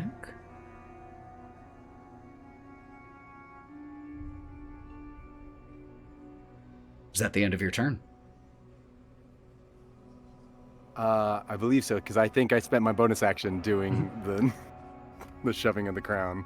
How graphic of you, Shin. You sound more like Glasia right now.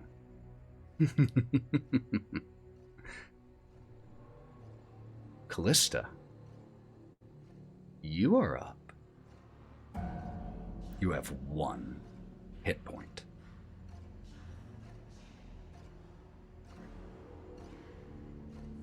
Jaeger, you idiot.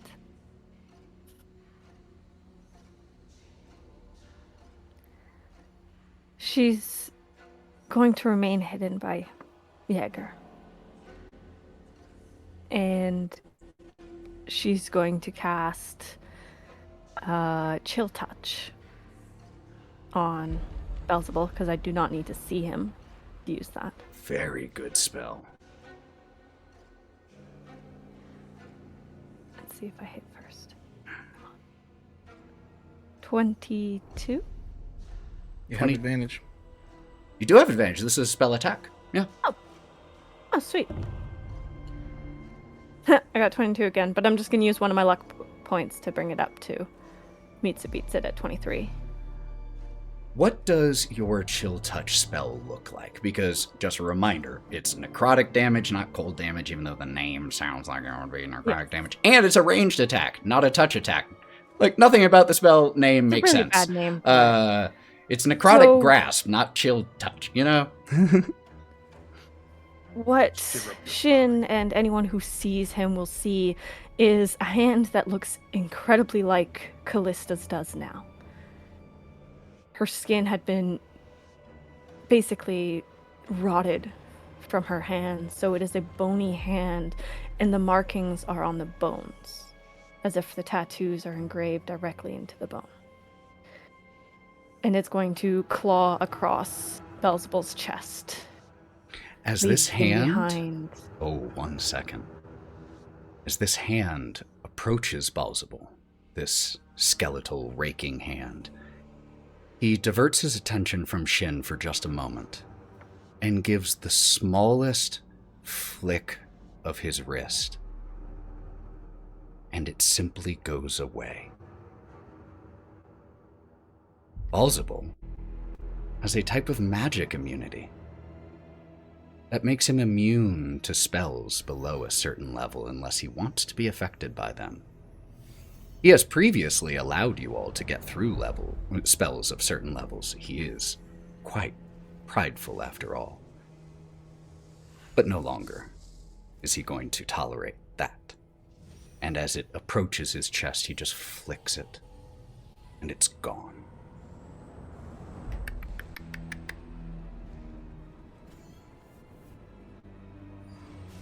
Well, that is all I can do right now. That brings up Korrin. Actually, that brings up legendary actions. He hasn't used any a little bit. What's wrong with me?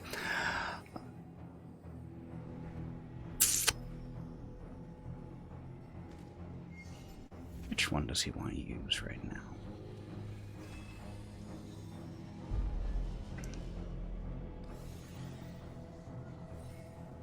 Yeah, why not? Korrin, could you please make me a wisdom saving throw, please?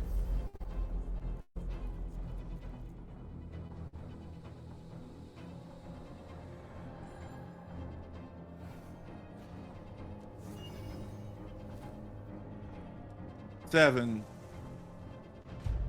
Okay. Do we want to stick there, use inspiration, anything like that?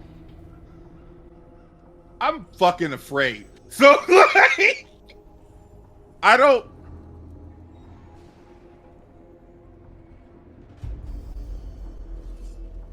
This could go bad if I don't. You know what? Fucking use inspiration again to reroll. So I'm gonna do it because maybe 12, man. 12. Baalzebul locks eyes with you. This is your one opportunity to save more of your friends, Korrin. Surrender. Work with me and get them to do the same. And all of you and your husband will live. This is the spell suggestion.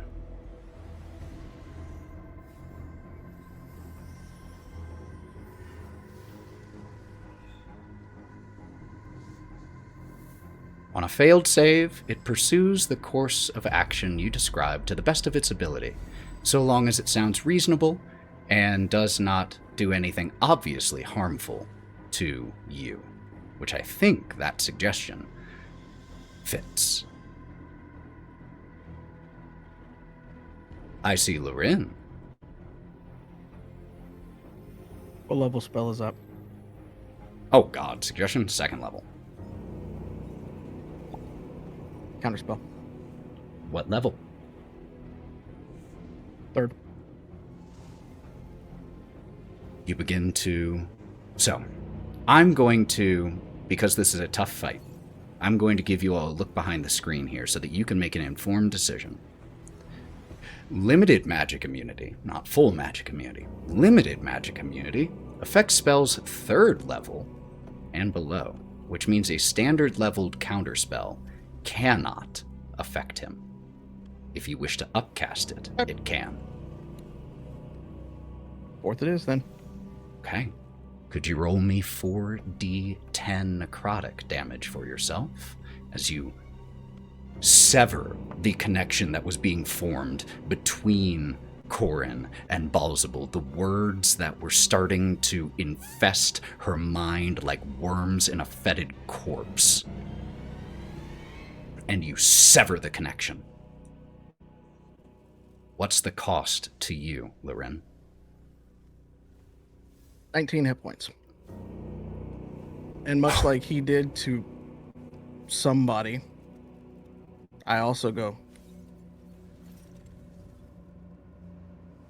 Could you repeat what sound you make? It didn't quite pick it up. Oh, I just go. Very nice. You hear these words, Korrin, but you also feel the presence of Lorwryn. You feel that connection that was there, and you feel it severed as if sliced by one of her blades. That now brings you up, Korrin. Valkerie, you're on deck. Okay. First off, huge move, Lorwryn. Huge move, Lorwryn. First off, we're gonna go ahead and use our bonus action first to change the element in her axe. And what she is going to do is one, like you kind of saw her kind of relax herself and drop her axe to focus in on him, but due to Loren's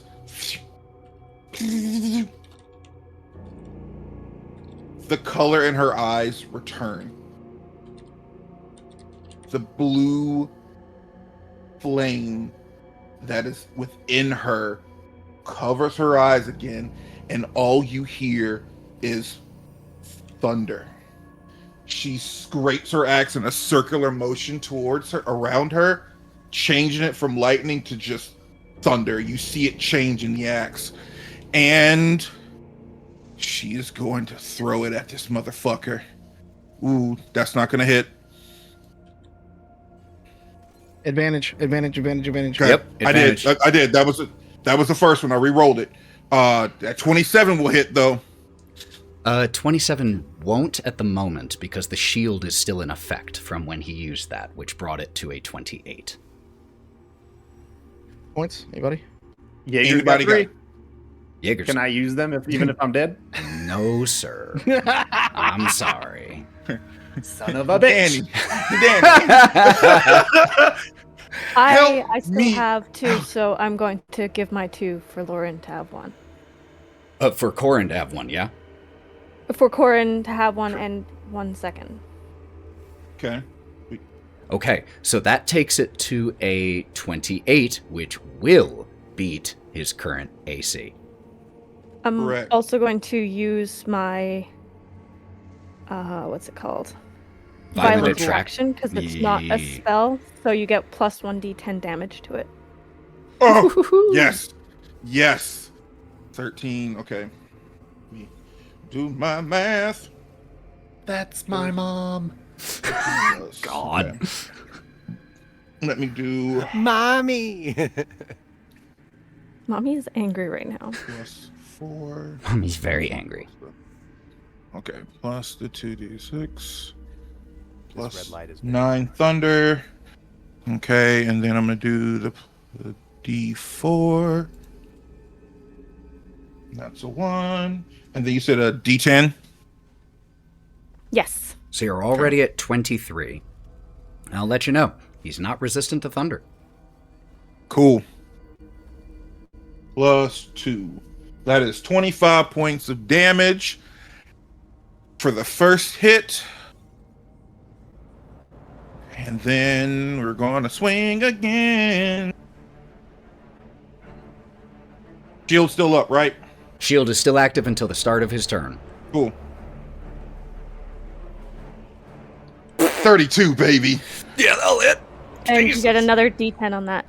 Let's fucking go. Ooh, 18. Woo! 18 plus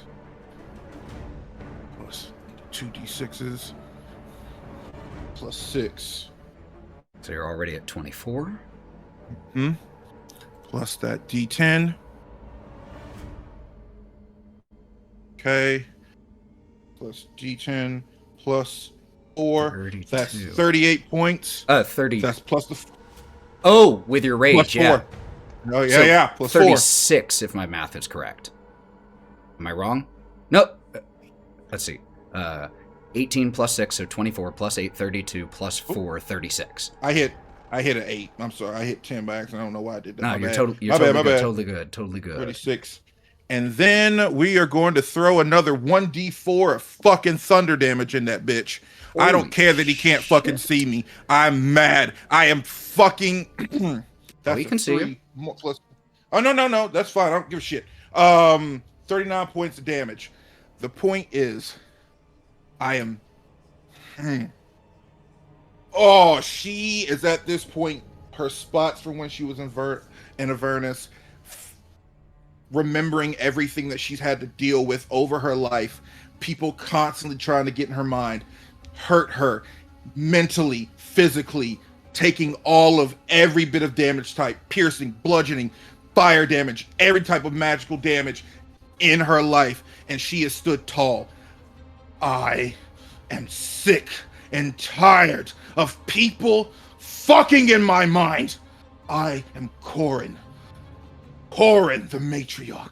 And I will rule you, you prideful fucking slug. And you just hear thunder, thunder, thunder. Lightning all across the fucking sky rains out when she does these attacks. Incredible. You leave numerous huge injuries as your action coursing with thunderous energy, slicing into Baalzebul in this divine visage, and he begins to breathe heavily, pained breaths. Anything else from you, Korrin? Just the biggest mama kaiju roar of dominance, of assertion of any fucking thing she can. This is my world, and I will rule it, and you will go the fuck home. Alright.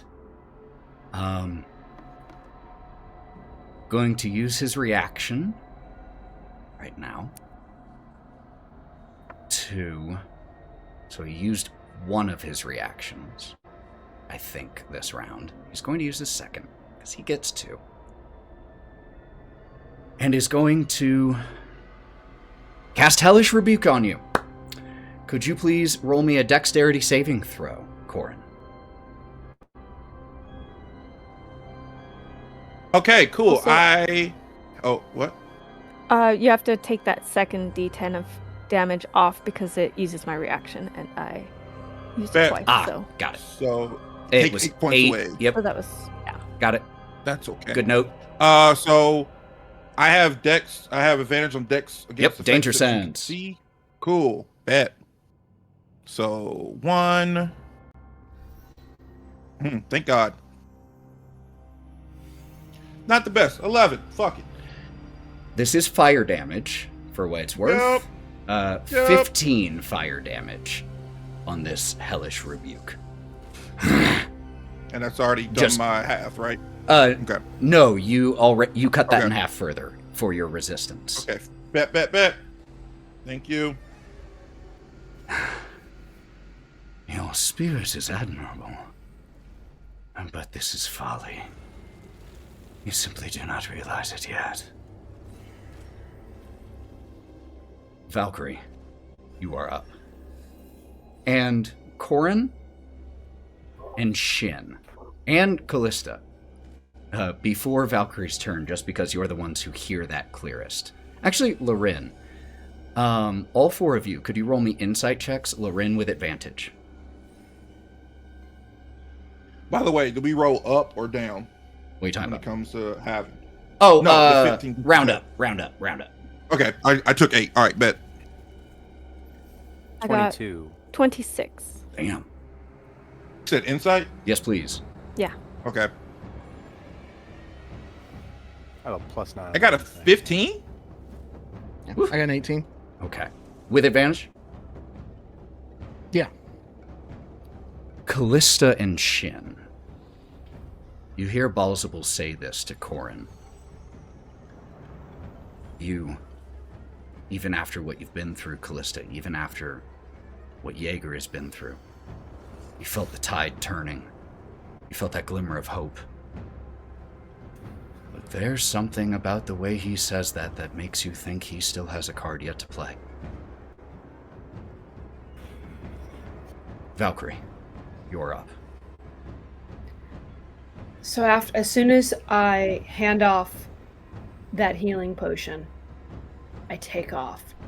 But while I'm running, you're going to see Valkerie start dripping blood tears because I'm pushing out the mutanogen that I had inside my body. And so I'm running, but I'm also go.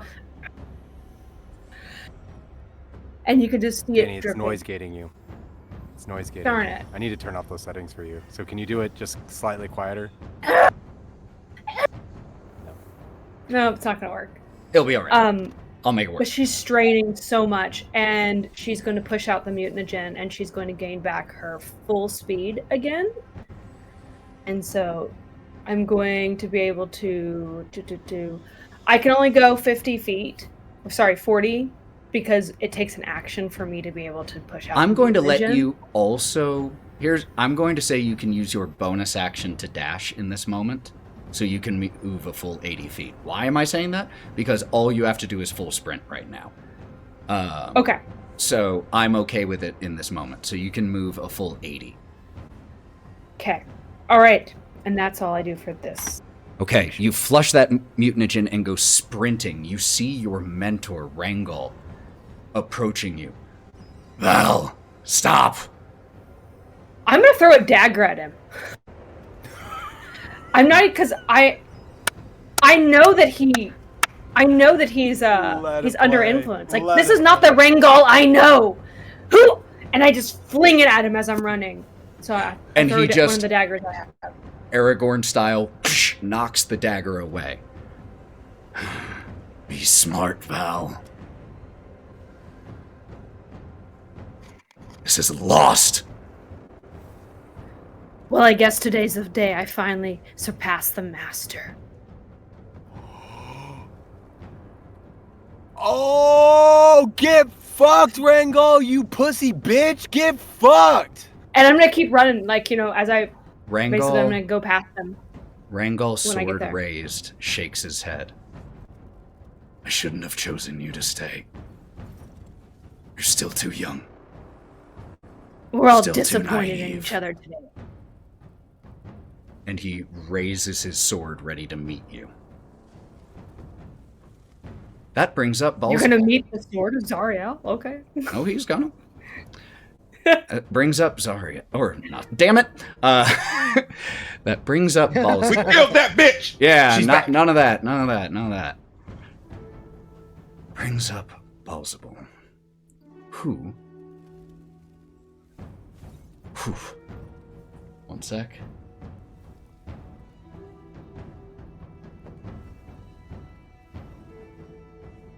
Where's that coming from? I'm trying to figure something out on the music. 1 second.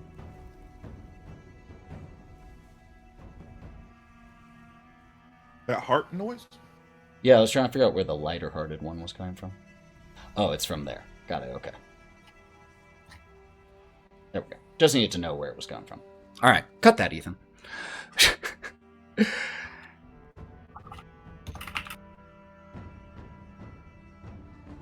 Baalzebul, with those final strikes from Korrin, he drops down from the sky.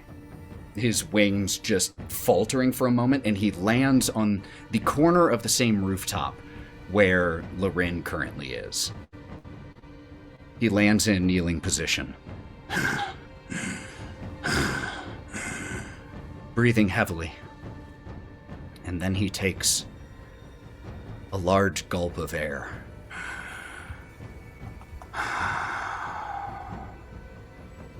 And smiles. His breath steady as if he hadn't exerted himself at all. And then his form begins to change. It grows larger, more amorphous, the jade skin spilling out in rolls into bulbous, overflowing, tawny flesh, tinted a rotting green in places. Tumorous flesh, nearly a dozen appendages. A monstrous 20-foot-long slug-like creature. Its head, a skull, with a slug's antennae growing from both eye sockets and 2 more protruding from the open skull's mouth. Flies begin to buzz about it in angry hordes.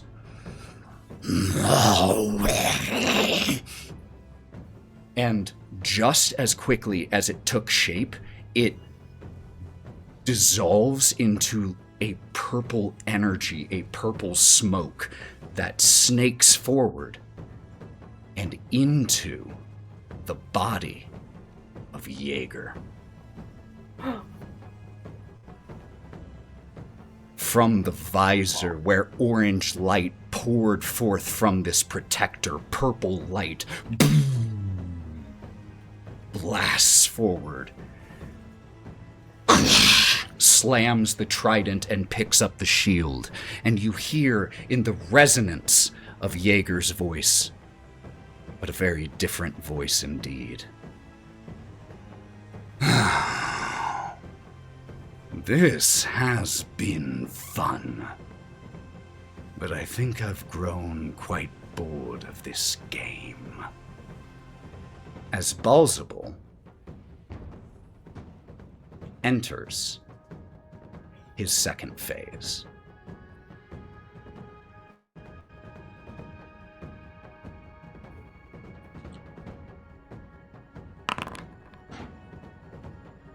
On his turn... Was that not his turn? Yeah, the transformation takes his turn. Yeah, that takes his turn. Yeah, it does. Good shout. That seems right. Lorwryn. I mean, it doesn't have to. No, I think that is true. Shh, take it. Just take the win. Now I feel guilty. Brings up Lorwryn.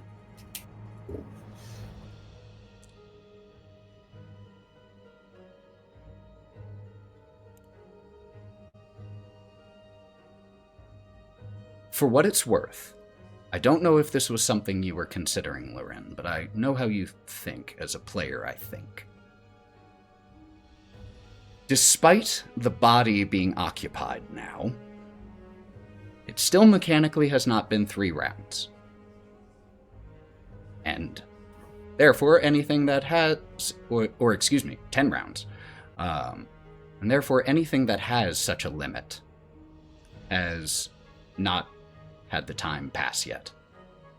Just throwing that out there, speaking in a way that I know you understand. Just giving you that information so you can do what you will.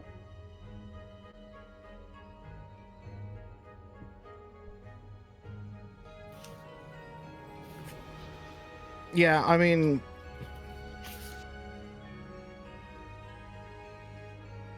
Well, actually, that doesn't even...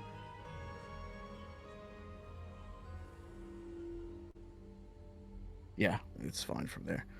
Can I see the reincarnated Jaeger from where I'm standing on the? You're on the roof, right? Yeah. Then yes, I'm on the roof. 100%. I'm not under it. 100%, yeah. Mhm. She's going to just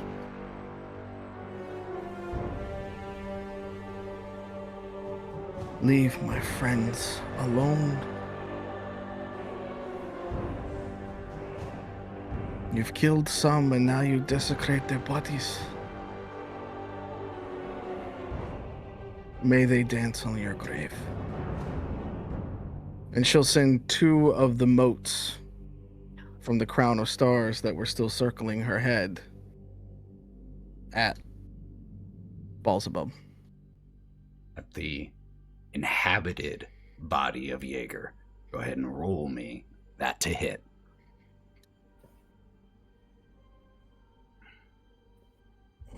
First one, well, let's see, he doesn't have advantage anymore because he did the thing, right? Correct, and he didn't use that ability because he took his whole turn here doing this. Okay.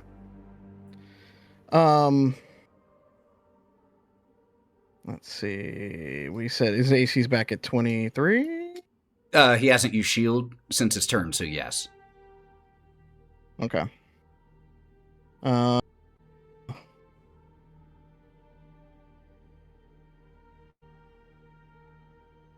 Yeah, we'll just...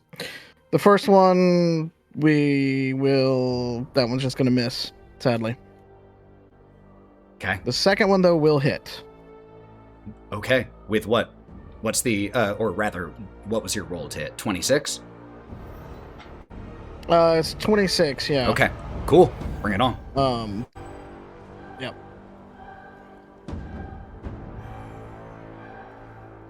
26 radiant damage. Okay. As you impact the body of Jaeger, I like this. I know you do. I like it too. Kind of fun. But it really does need to be over now. If I don't kill you, one of your brothers and sisters will. They're waiting in the wings, friend.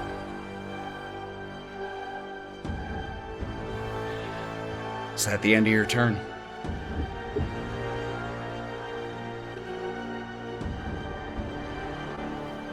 She will use the she will just shadow, she'll do her shadow step to, yeah, up on the rampart up there. Yeah. Okay, so you shadow step away. Right there. Yeah, just a little further away. Okay.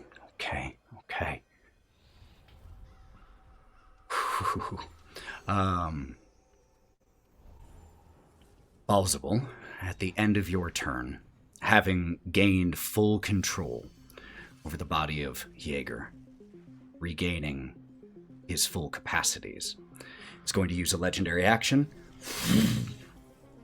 A sphere of flame launches it at you, Lorwryn, and as he's forming it, in response to you saying, it's time for this to be over, at last we find common ground.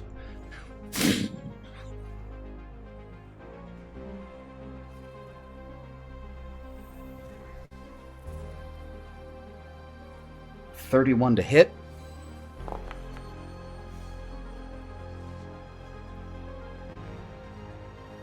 For 16 fire damage. He's dead. Down. Big distinction. As it impacts Lorwryn, and Lorwryn drops to the ground. Jaeger's head turns down to look at you, Kalista. Last chance.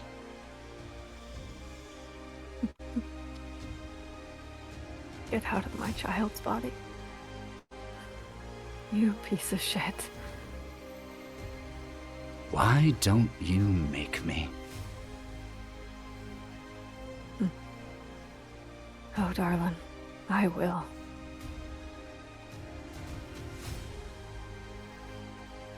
The Clawbound continue doing what they were doing. Orion shouting at Alara to stop. Alara continuing, starting to reload the ballista on the southeast side. Violet clinging to life. Draven coming running behind you, Valkerie, and Rangol walking up to meet the two of you.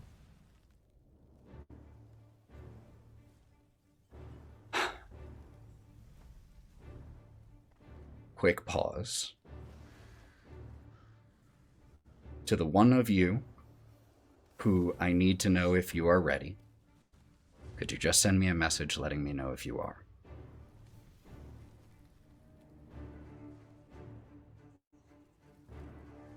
I don't know who you're talking about. They do.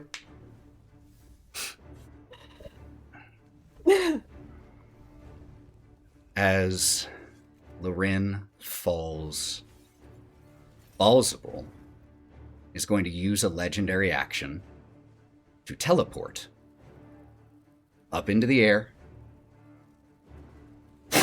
and Jaeger's body just floating there about 60 feet in the air. You all suddenly hear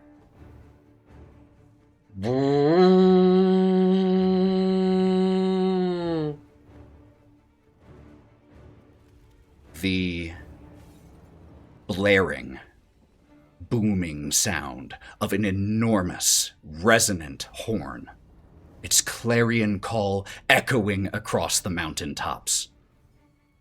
And you hear a voice echoing after it dies. Threadwarden! We are with you! and the bow of a 250-foot long airship breaches the clouds. Boom, boom, boom. The sound of firing arcane cannons.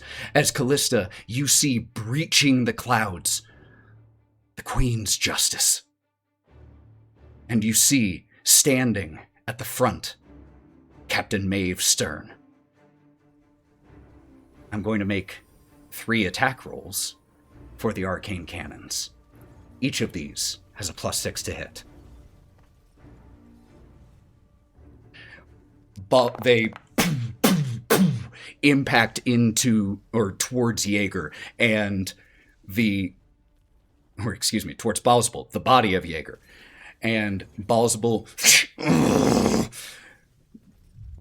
redirects each of these force strikes from the arcane cannons, recollects them into a single sphere of force energy, and fires it back towards the airship. The AC of the airship is a 13, gets an 18 on the die.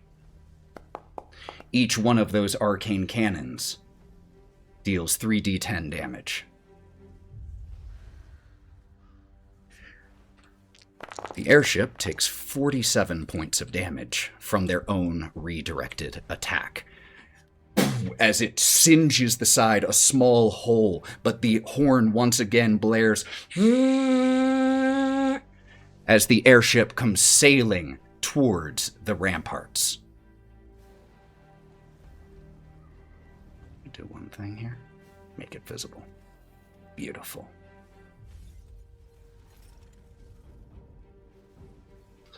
All right.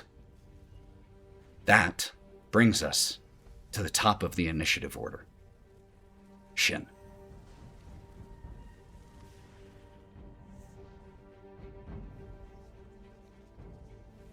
You're muted. You're muted, bud. Shin is just consumed by war. He's going to move the 60 feet.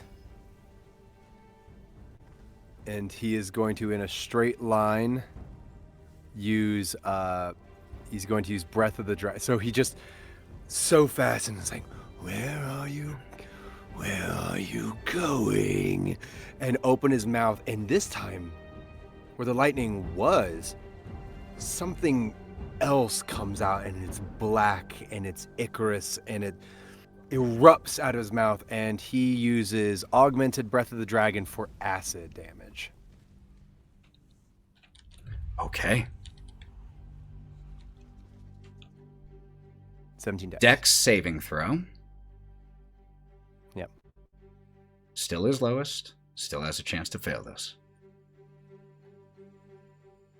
20 total.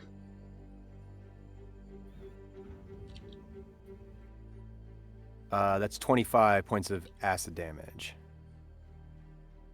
Okay. Getting to them wounds. You said 25? Yeah. The breath courses over Jaeger's body, the sickening, rotten-looking purple light. And as it passes over, you feel like the body is absorbing some of the damage, and only part of it is going to Baalzebul himself. Not good enough. And I cast Breath of the Dragon again.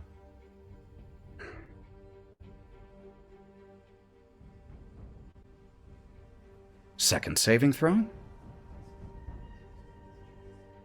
22. Half damage again. 24 points. Okay.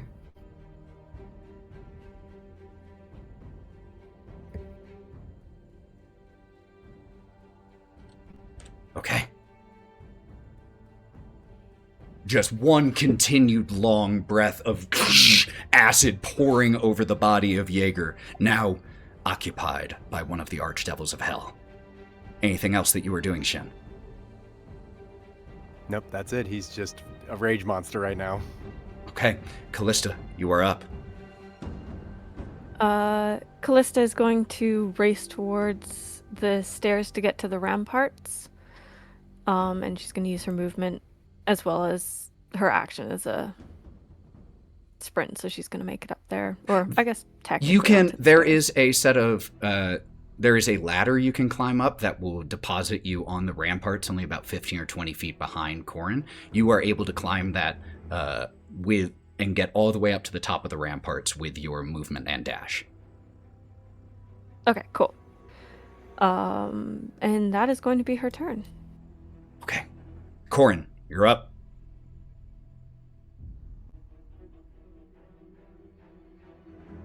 So sick and tired of everybody fucking flying around. Everybody doesn't want to stay on the goddamn ground. Okay, so I'm gonna run 40 feet, hopping over Kalista. Oh, the Kalista's behind me. Going 40 feet here. And let's see where I'm at. Let's see. It's a lot. Fuck it. We're gonna yeet that motherfucker. While we're running, we're just going to kind of like Crimson Cyclone the axe and just throw it. Now, it is at 75 feet from where I'm at. Or no, 70 feet. Okay. And that is... I will have to roll with disadvantage, correct? Why are you rolling with disadvantage? Oh, okay. Never mind. No. Why would you be? 60, 180. That was when I'm... Oh, yeah. Okay. I was just trying to remember where you were getting that from. Yes, so this is a disadvantage. Bet. We take these hits, though. We're here for it.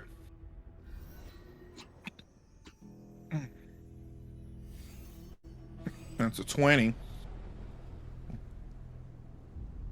20? At this point, misses. Yep. Goddamn. I'm gonna take these hits. We take these hits. We do it. That's a 28. That hits. Nope. 24. Oh, disadvantage. That was my second attack. Yep. 24. 24. Just as well. 24 hits. No, 23 is... Yeah, is he 23 going to use... Nah, he wants to save his reactions. So that hits. Oh.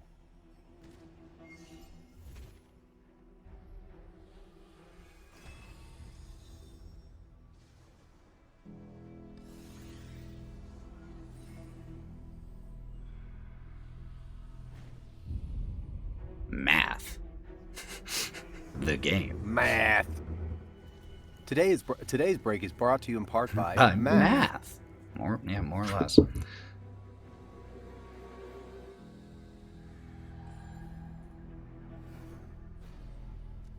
Have you muted, bud? So that'll be 19 points of damage. 19 points. Okay. Incredible. Anything else from you, Korrin? That was 2 attacks. Your movement, is that a bonus action? No, that's it. Okay. Valkerie, you're up. I want to do something really anime. Bring it on.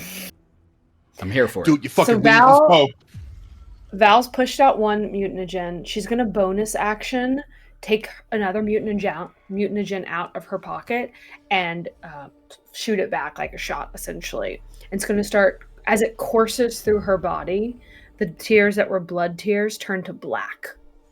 And her entire eye and the skin around it, like the veins turn black. And her skin is already very, very pale because she's a damn fear. And so she's got some wicked eyeshadow going on from inside her body. But also she sees Rhaengal there. And she doesn't even want to try to meet him because she doesn't want to take the time. So she can spider walk, and I'm just going to spider dash on the side of the wall to avoid him. Incredible. Absolutely. Hell yeah. Are you doing full, are you dashing here? I'm dashing, and I can go 110 because my mutagen gives me 15 extra. Oh! Oh! Yes, you can. Shit. Let's do it. Can't. So you can make it to, yeah, just about there. Okay, that is where I go. Hell yeah, Val. That's awesome. For that very... Side of the wall! For that very epic idea, take a luck point. I love that. As Rangol just like sees you do this and comes running towards the edge of the ramparts, and the way he shouts, "No, Val!" It isn't anger. It isn't chastising. It's fear of a parent for a child. His mind has absolutely been corrupted by Baalzebul right now. But his love for the Clawbound is still what drives him. And you hear the fear in his voice for you. Anything else for you, Valkerie? Nope. That's it. Okay.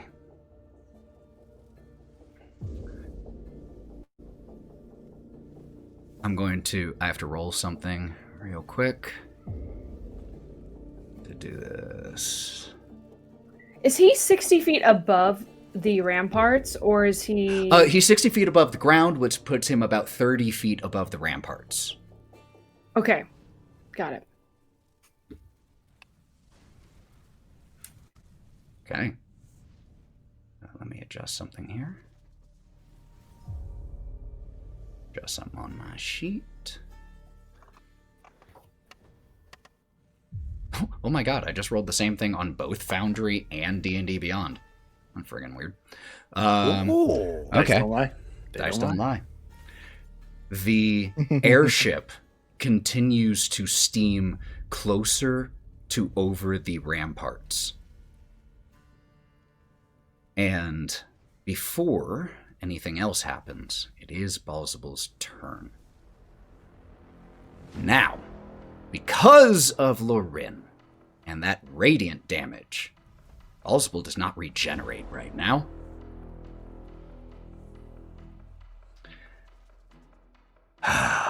Better hope I don't get back up. And because of being in this second form,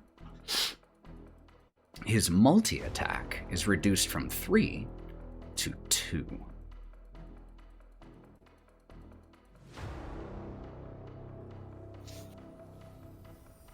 Let me check something really quick. Ah, not that. No one saw that. Baalzebul moves forward, just a little bit in the air, the body of Jaeger just floating forward, no wings propelling it, simply willed forward. And from the gaps in the carapace-like armor, instead of armor like carapace, the carapace-like armor of Jaeger that forms his body, the gaps, the visor, a swarm of flies the size of, I would say your fist, but that doesn't work for all of you. Our fists, the size of our fists in real life, flies begin to disgorge from him, and a huge 60-foot cone forward. I need a Constitution saving throw from Korrin and Shin, please.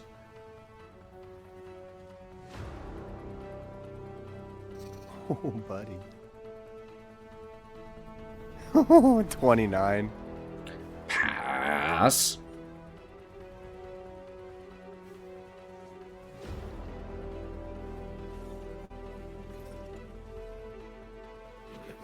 Bruh. Bruh. So is this poison? Some of the damage will be. Cool, I get advantage against poison. So you get hold up. You get advantage against the poison I'm immune. condition. Yeah, okay. All so right, cool. you don't get All advantage on this save. And as for you, Shin, you are you immune to poison damage? Where does it say that? Purity of body. It says immunity is poison. Let me see which it's referring to, either poison damage or the poisoned condition. Purity. Disease and poison. Makes you immune to disease and poison. Yeah, that's interesting. I think that's poison damage. That makes you immune to. Yeah. Okay, so you will only take some of this damage. Korrin, you're going to take all of it. But I also got a now. 29. Right, that's why I said you're only going to take some. 1, baby. Okay, so this first part is slashing damage. So you will take half of this, Shin, and you will take half of this, Korrin, because you're raging. Oh wait, this is magical slash? No, you still get resistance to it, even magical, I think. While raging. So Does this count slash. Does this count as what? Does this count as a projectile? Absolutely not. Though you can absolutely narratively describe catching some of the flies and crushing them as part of your resistance, 100%. But you're not throwing them back at him. All right. So each of you is taking half of this damage. So 25 slashing damage, halved and rounded up to 13. So you each take that. Shin, you won't take any of this next damage. And Korrin, you're going to take all of this. 22 poison damage to you, Korrin. As he uses Disgorge Insects. Now, fortunately, that is the only action he... Oh, wait, can he replace... Yes, he can replace one of his attacks with Disgorge Insects and make another attack. And so, attack he shall.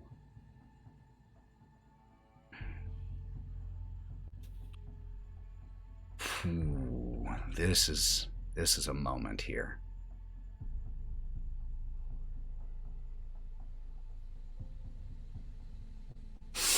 Okay. He has... Shin and Korrin are the targets that are within his range that he can reach. He would have to move for Korrin, but he can still make it. Both of you have done a lot that has annoyed him. And so I'm going to leave this up to fate. Korrin, 1 or 2?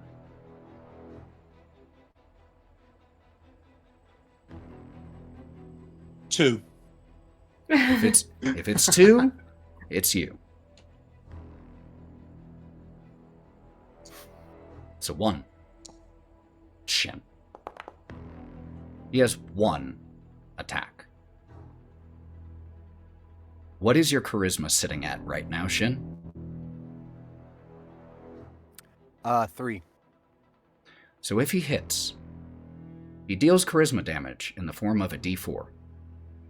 Which means there's a 50% chance that Shin dies if he hits. Insta? If you hit 0 to any of your stats, you're not dying. You're dead. Bottom number, right? Like the main number? The main number. Your actual stat, okay. Not your bonus. Your stat. Okay. We should have been me. So. Moves a little bit. Yeah? Narrative pause real quick. Just okay. Real quick. I need to message you something. Okay. Narrative pause. I'm going to go pee really quick. That's awesome. How about we just take an actual pause then, if people need to pause. So, with this dramatic moment of a life or death attack coming right now, let's go ahead and take a quick break.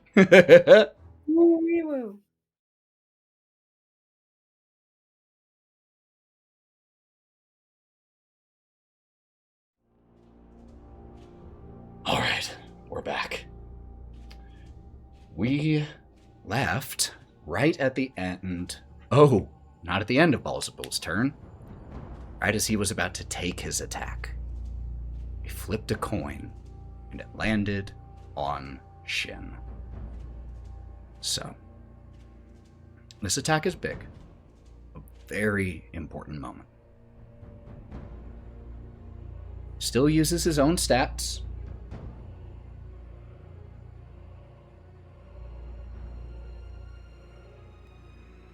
That is a 23 to hit. Does a 23 hit you? Yeah, that hits. Okay. Yeah, my AC is 22. Okay. So, I'm gonna roll this, the damage, and the D4 is included in there, and that's going to be the most important die rolled here, the humble D4. A 1 or a 2, Shin lives through this round. A 3 or a 4, he does not.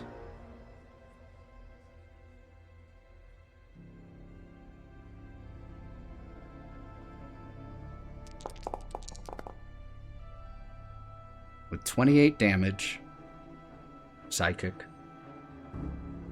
and a 4 on the D4.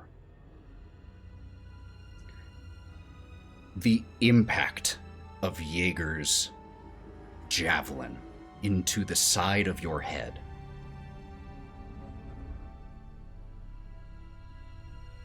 breaks your mind. The person animating this flesh is not a person anymore. There is no will. There is no Shin. There is simply a body. A body that, with the impact, falls like a rag doll from the sky. And Shin, as you feel yourself break, and you know that this is at least an end, do you say or think anything in this moment?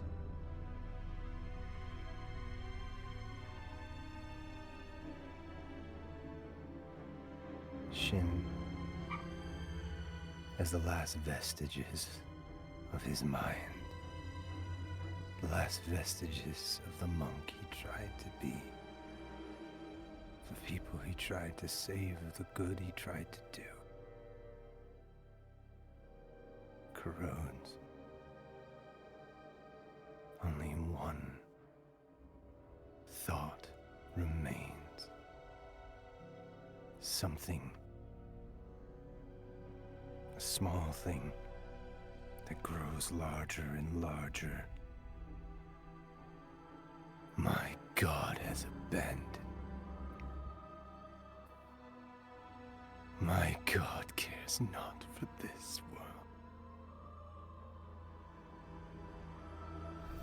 I hate them. I hate them all.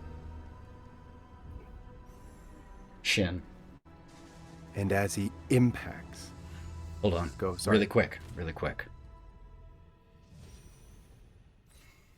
As you... Turn this down really quick.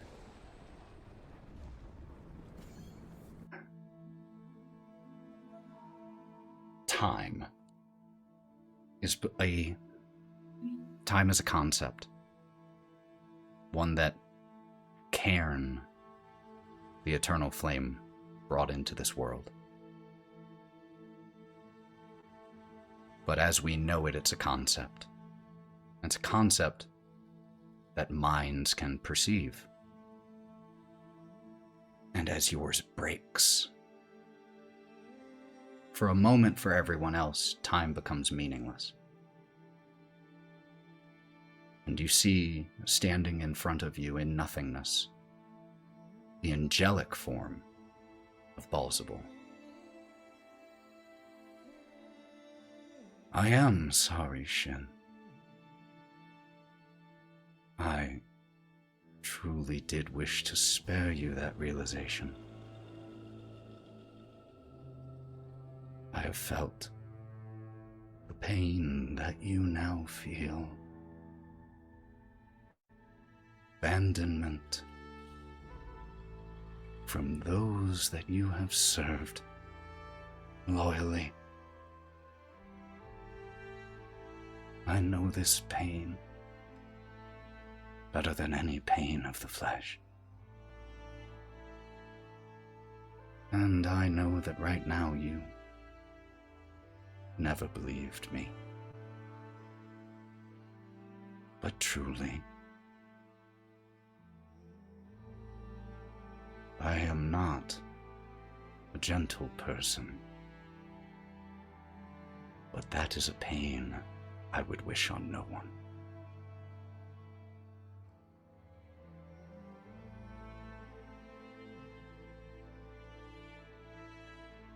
And he leaves you alone here in this, or starts to, unless you respond.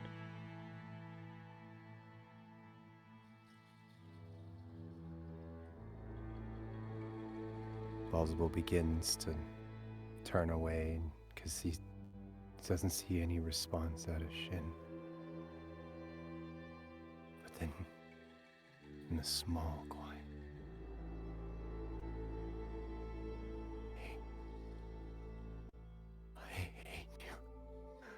I hate you. I hate you. I hate you. I hate you. And it grows louder. I hate you. I hate you. I hate you. And he explodes.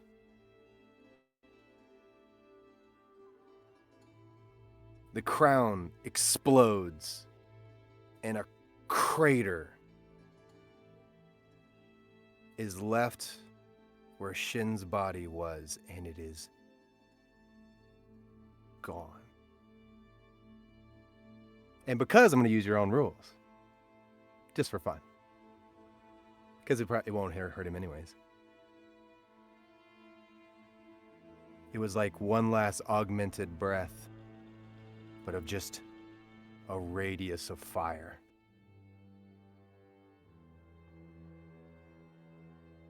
And there's no body. It's gone. And Shin, you are unaware of that event that occurs on Ivor because you are no longer there. And as you scream this defiance, Baalzebul turns to look at you, and he shakes his head. Ah, Shin. You still have not learned your lesson. Why don't you stay here for a little while, until you have? And he departs, leaving you alone in nothingness, with nothing but company except your rage and the knowledge of your failure.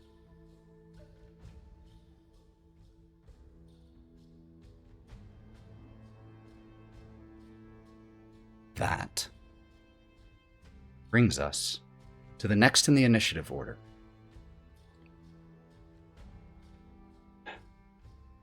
Aaron,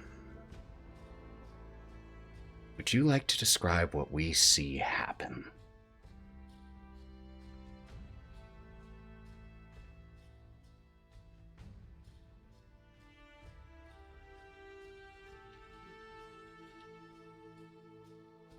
Actually, could you describe the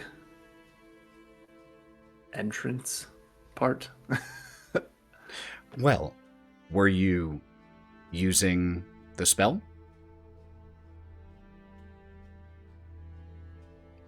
No, teleport. Were you using teleport? No. Okay.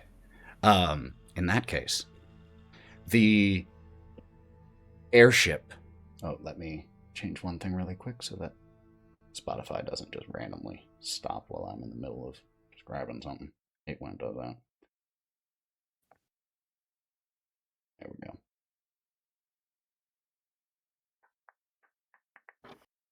Uno momento, just need to get my music on. Need it. Dramatic music.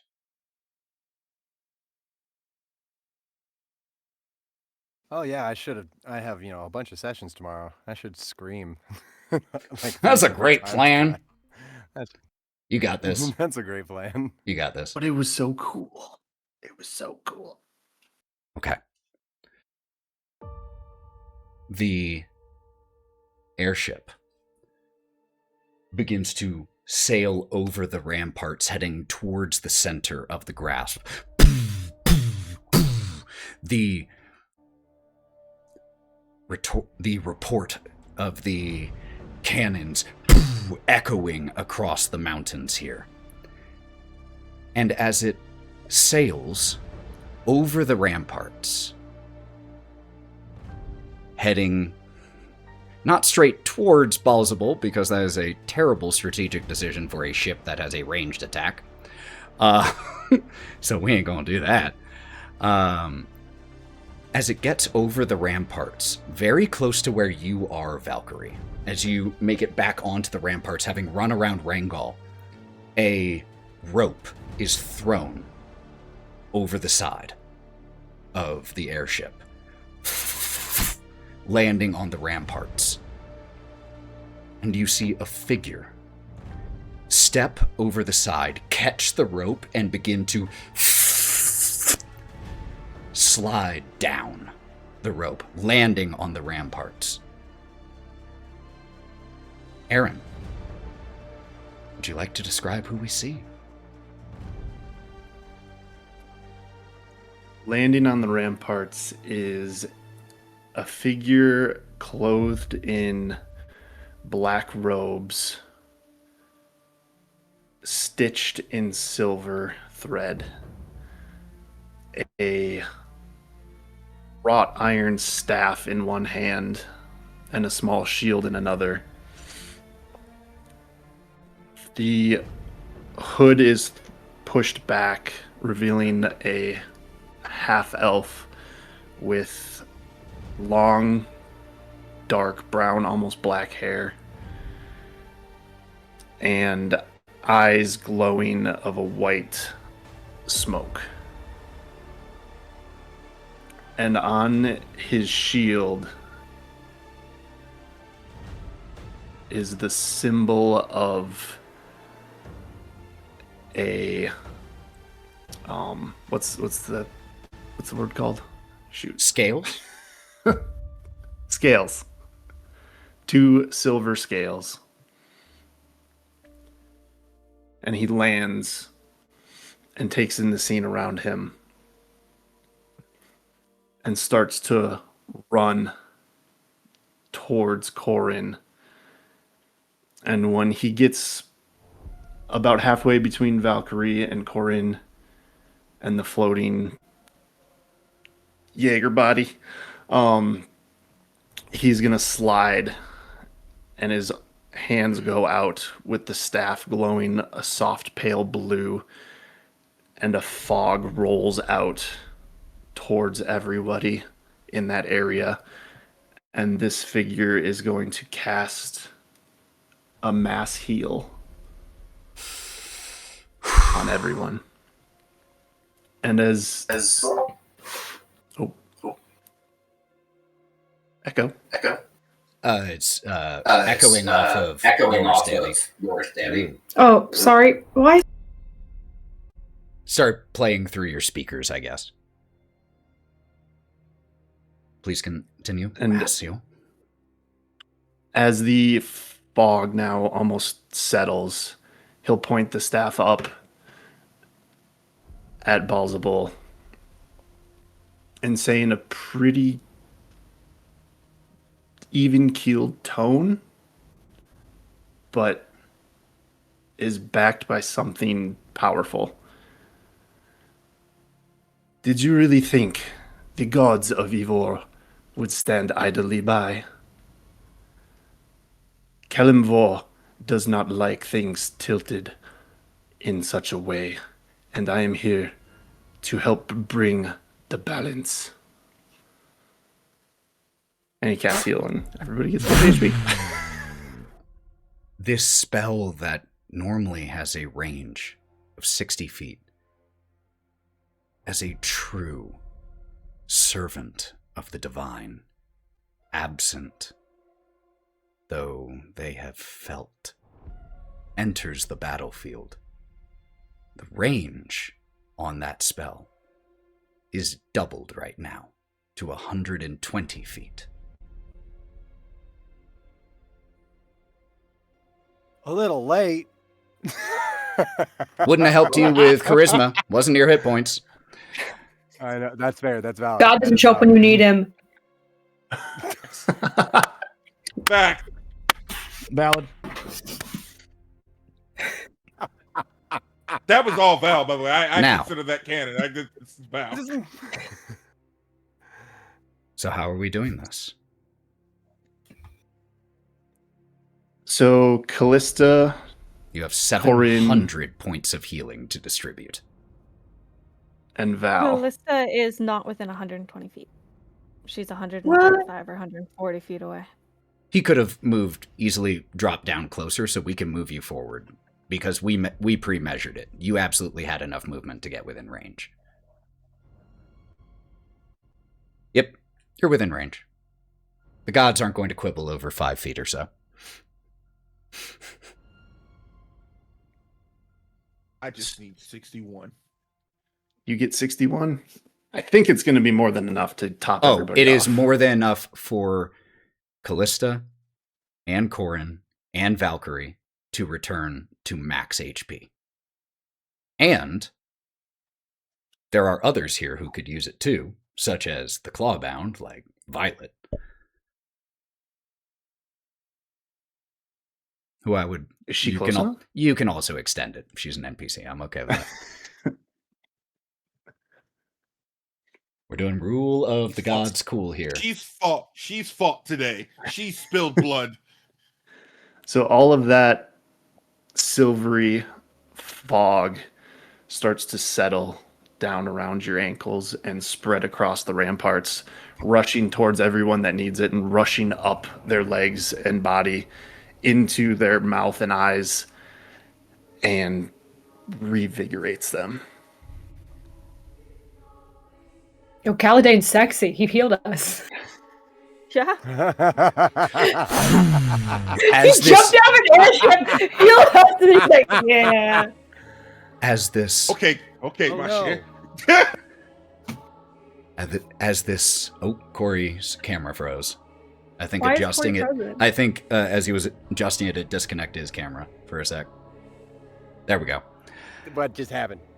I touched As a servant of the divine, a long, loyal servant of the divine enters the battlefield, you all feel your life force restored to you, your wounds knit, your courage redoubled.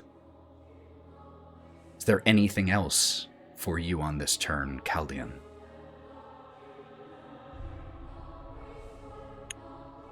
I think that's everything. Bonus action. Yeah, that's everything. At the end of your turn, Baalzebul uses a legendary action to teleport. And he teleports right over the airship.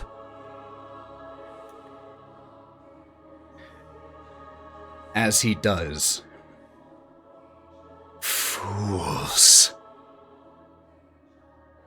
this is your chance. Your one and only chance. Do not die alongside them.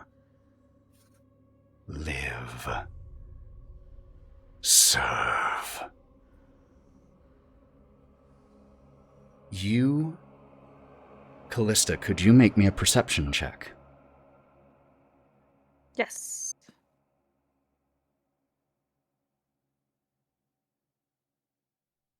That is a 19. You see, still standing towards the front of the Queen's Justice, Captain Maeve Stern, the captain of your airship, Solstice.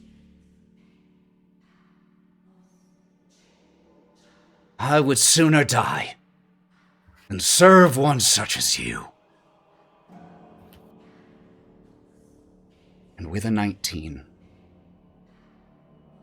you watch a blade pierce through the captain's sternum from behind, And you see her son, the first mate of the solstice, Samson, lean his head out from behind her. I think you've been captain quite long enough, Mother. It's time for new leadership here. And puts his foot against his mother's lower back and kicks her over the edge of the Queen's Justice as she falls to the ground.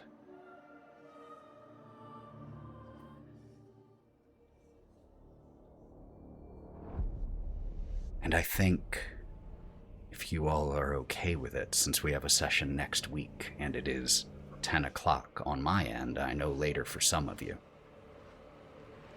I don't think we will necessarily reach a full resolution to this fight, having you all have your hit points restored within the next hour.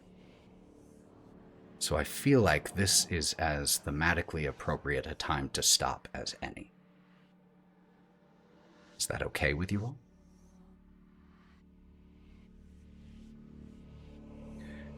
As the captain's body falls crashing into one of the buildings down below, through the roof with a sickening crunch, Baalzebul laughs. Oh, I do love when a plan comes together. And now... He looks down at Kaladin. Or, excuse me, he looks down at Chaldean. Dessert has arrived.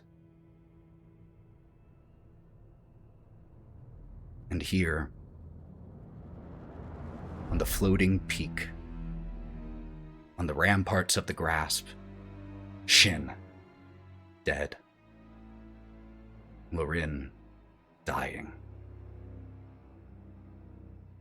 That's where we'll close for tonight. And that's where we will pick up next time on Lords of Sin.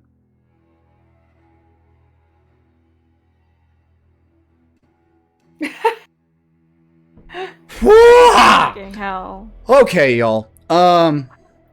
We're going to be doing we're going to be doing a quick wrap up here, but then we are going to be doing our decompress, which, just as a reminder, you can hear those on the Patreon. So if you want to hear how we respond to Session 16 of Lords of Sin, please be sure to go there and hear it. Holy crap. Do people want to do shout-outs as to where you can find them, or are we okay doing a quick sign-off here? You want to, Cory? All right, cool. Let's do a really quick... I got one. I just got one. Yeah, that's cool. Let me change the music so it's not quite so foreboding, now that we're done. Cory, hey! Where can we find you outside of this game? If this is so unfortunate, but by the time you guys are watching this episode, it should be out by that time. I'm just really happy and excited to tell you that I will be releasing a mini-series in Fallout called Fallout Lone Stars. Check it out at Take One Improv. It's so good. All social media. It's so good. I'm super excited about it. The Fallout fan community reignited my passion for creating, so this is my love letter to all of them and to all of you. So if you please go enjoy that. I'm gonna go cry. Okay, I want to give anyone who wants the opportunity to do a longer sign-off the opportunity. If there's something to announce, otherwise we can close out now. Yeah, Mav? Hey everyone, it's your favorite black guy on the internet here. Just wanted to say, love you guys. Thanks for watching. And you can find me here on Twitch at Digital Clubhouse TV. Doesn't he sound so happy right now? Games. Playing some games, man. We're playing some cool-ass games. Where I live. With the homies, including Mallow. With the friendly fire squad. Just I love you guys. Let's just go around to everyone since we're doing it. Danny? You can find me also at Take One Improv. I'm also in Lone Stars. Matty? My shout out is to the Mayron eyeliner because it managed to survive this entire night, and I have never cried more in a D&D session. So it's that's a good my endorsement. shout-out. Mayron eyeliner. Doesn't fuck around. Mallow, you're doing some cool stuff. You can find me everywhere at TheMalloMan. You can find all the things that we are doing and all of the announcements when we have the new podcasts and things like that coming up.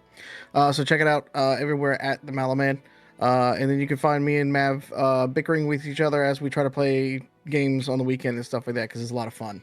So see you then. I hope you enjoyed this bit of psychic damage. You know what? Everybody take 1d4 psychic damage at the end, just for D4, Yeah, for good measure. Like D8 at the minimum. Thank you. You'll end up in purgatory. And hero of the hour, Aaron.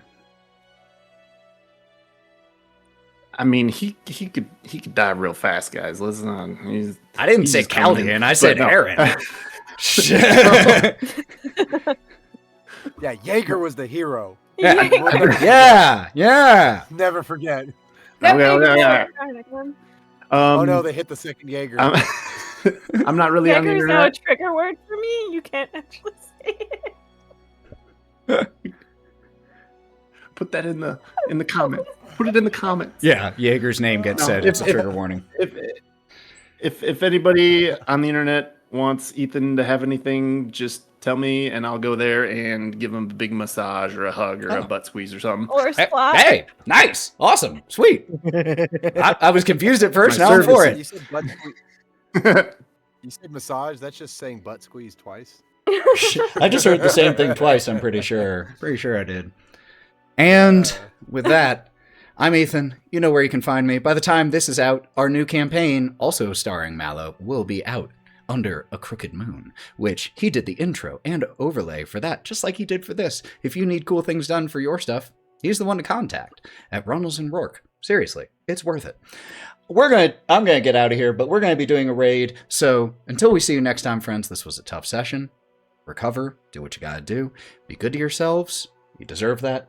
It's a tough time out there. I know dark stories can be sad, but they help us forget the current darkness for a little bit. So be good to yourselves, be gentle with yourselves, read a book, lift some weights, pet a cat, hug someone, talk to someone you love, read a book, whatever. I love you all. Be good. I did read a book twice. Then read two. Knowledge is power. Yeah, that was intentional. Until we see you next time, friends, go buff yourselves. Bye, everybody. Ooh, fuck.